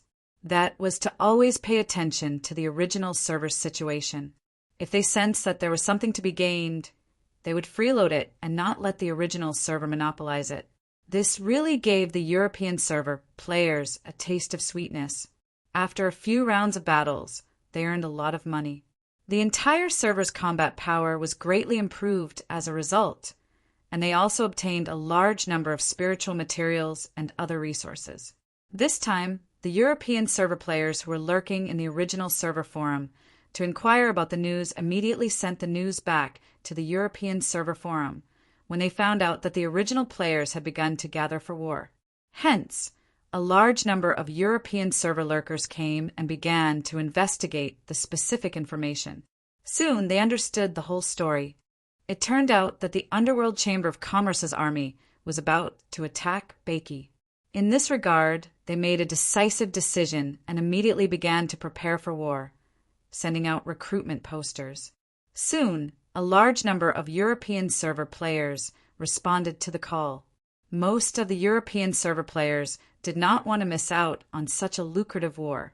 Soon, the European server's army assembled and advanced toward Baiki. On the other side, the fleet of the 10 major war chambers of commerce had sailed into the void ocean. With regards to this battle, Eldering had already made up his mind to completely wipe out the player clan after understanding that he could not change anything. Initially, he wanted the player clan to assist the Sea King in his growth. However, at this moment, he would only be putting himself in danger if he tried to exonerate the player clan. This was the choice he had made with the Sea King. At this time, the only thing he could do was to destroy the player clan with lightning speed and prove that he had nothing to do with them. As the fleet gradually steered towards the Lioli coast, the corners of Elder Ying's mouth curled up into a cruel smile. As long as the Sea King was still around, the plan to revive the Shadow Clan could continue. The existence of the player clan was just a decoration. After another period of sailing, when their warship stepped into the waters of the Lioli coast, Eldering raised his head to look in the direction of the coast and then opened his mouth to say in a deep voice, "Begin!" As soon as Elder Ying's voice fell, the people in charge of the war chambers of commerce on the 10 leading warships each took out a scroll and began chanting. 10 Neptune's pardon were activated at the same time. Instantly, huge waves rose in front of the fleet. Countless water elemental giants gathered and moved towards the coast. At this time, the players were already prepared. When they saw the arrival of the war chambers of commerce, they immediately responded. Countless magic turrets were constructed and began to fire spells. In an instant, the sky was covered by spells of various colors. Spell trajectories were drawn out as they fell towards the direction of the fleet. The surface of the sea was instantly filled with explosions near the Acheron Merchant Guild's fleet. Seeing this, the leader of the bloodstained fleet immediately took a step forward and raised the Neptune's pardon in his hand. With a soft shout, the seawater in front of the fleet gathered and formed a water barrier to block the player's attack. However, he was naturally unable to withstand the attack of countless spells from the players alone. Just before the water barrier shattered, another person raised the Neptune's pardon in his hand and formed a new water barrier behind him. After that, layers of barriers were formed, preventing the players' attacks from breaking through the defense for a while. Seeing that, Elder Ying's face broke into a smile. He felt that he had overestimated the combat power of the player clan. Although there were many spells coming at them, he could tell at a glance that these spells were not worth mentioning at all in terms of strength. However, at this time, the surface of the sea suddenly shook, followed by countless explosions. "There's an ambush underwater," the leader of the bloodstained fleet immediately said. Hearing this, the leaders of the various fleets hurriedly went to the side of the ship and looked down. They instantly noticed that countless blue water balls had appeared in the water. These water balls exploded the moment they came into contact with the warships, creating countless electric arcs on the barrier of the warships. Fortunately, the power of these electric arcs was not enough to destroy the warship's defensive layer. It was only the constant explosions that shook the warships. "Speed up," Eldering said calmly. Hearing this, the leaders of the various war chambers of commerce immediately gave the order, and the fleet of warships accelerated. The players on the coast saw the Acheron Merchant Guild's warships advancing smoothly through the minefield and could not help but curse in the live chat channel. Bomberman come out and explain. "Your bombs are selling for such a high price. Where's their power? Fake bombs. Not reliable at all. Refund. Refund. I thought we could blow them up in one go, but this is the result. How infuriating. Brothers, I only said that the minefield can weaken the defensive layer on the surface of their warships and help you break through their defensive layer. I never said that it can explode. Stop cursing, I'll refund you, but only half. I won't refund the materials." It was clear that the power of this batch of minefield was barely satisfactory. It could not even break through the warship's defensive layer, much to the disappointment of many players. Niafong was also helpless about this. He felt that the players' expectations of him were too high. Although he did have the ability to create powerful bombs, the prerequisite was that he had enough materials to support it. Without any capital, he could only create some minefield that was less powerful. However, seeing the players' dissatisfaction, Niafong trembled in fear. He knew that he had exaggerated when he described this new bomb in the forum, so he quickly compromised and chose to return it. As the Acheron Merchant Guild approached the coast, the players' expressions gradually turned grim. Yin Xiaoqi's voice rang in the live chat channel. Everyone retreat. Don't fight them at sea. As long as their warships cannot reach the coast, their greatest advantage will be gone. Hearing this, the players decisively began to retreat. Just as Yin Xiaoqi said, the advantage of warships could only be used at sea. Even if these high-end warships were terrifyingly strong, they would not be a threat if they could not reach the coast. As the players retreated, the coast of Lioli Merchant Guild was soon empty. However, something unexpected happened. As the Acheron Merchant Guild's warships neared the coast, some of them actually entered Lioli Beach and headed in the direction of the players' retreat. At the same time, many figures leaped out from the warships that could not reach the coast. The ones leading the charge were the blood-stained Merchant Guild's merfolk warriors. These war Merchant Guild members were very familiar with killing. Their expressions were ferocious as they prepared for a massacre. However, when the merfolk stepped into the forest beside the beach, the first row of members suddenly collapsed. "It's an ambush!" The Merchant Guild's high-ranking warrior roared. However, just as he finished speaking, the trees beside him suddenly shook. Then a translucent figure appeared in front of him, and a sharp dagger pierced into his neck. "Cough, cough, cough! Phantom Fish Clan!" The blood-stained Merchant Guild's high-ranking warrior spat out a mouthful of blood. "We've come to the wrong place." Illusory Killer pulled out his dagger. His body turned transparent again as he headed for his next target. At this moment, the Phantom Fish Clan members lying in ambush in the forest began their assassination. Every time the Phantom Fish Clan members appeared, an enemy would fall into a pool of blood. After gaining immortality, the Phantom Fish Clan members became as wild as the players. Although they were assassins, it did not matter if they were discovered. They were not afraid of death anyway. Anyone who sees them must die. Under the Phantom Fish Clan's powerful assassination skills, the Bloodstained Merchant Guild's frontline members were killed in a short period of time. Why is the Phantom Fish Clan here? Why are they helping the player clan? Are they tired of living? Seeing this scene, Xueran, who was commanding from the rear, lost his voice. "Brother, the Phantom Fish Clan has already sided with the player clan. Didn't anyone tell you?" The Sea King leisurely patted President Xueran's shoulder and said. Then he snapped his fingers.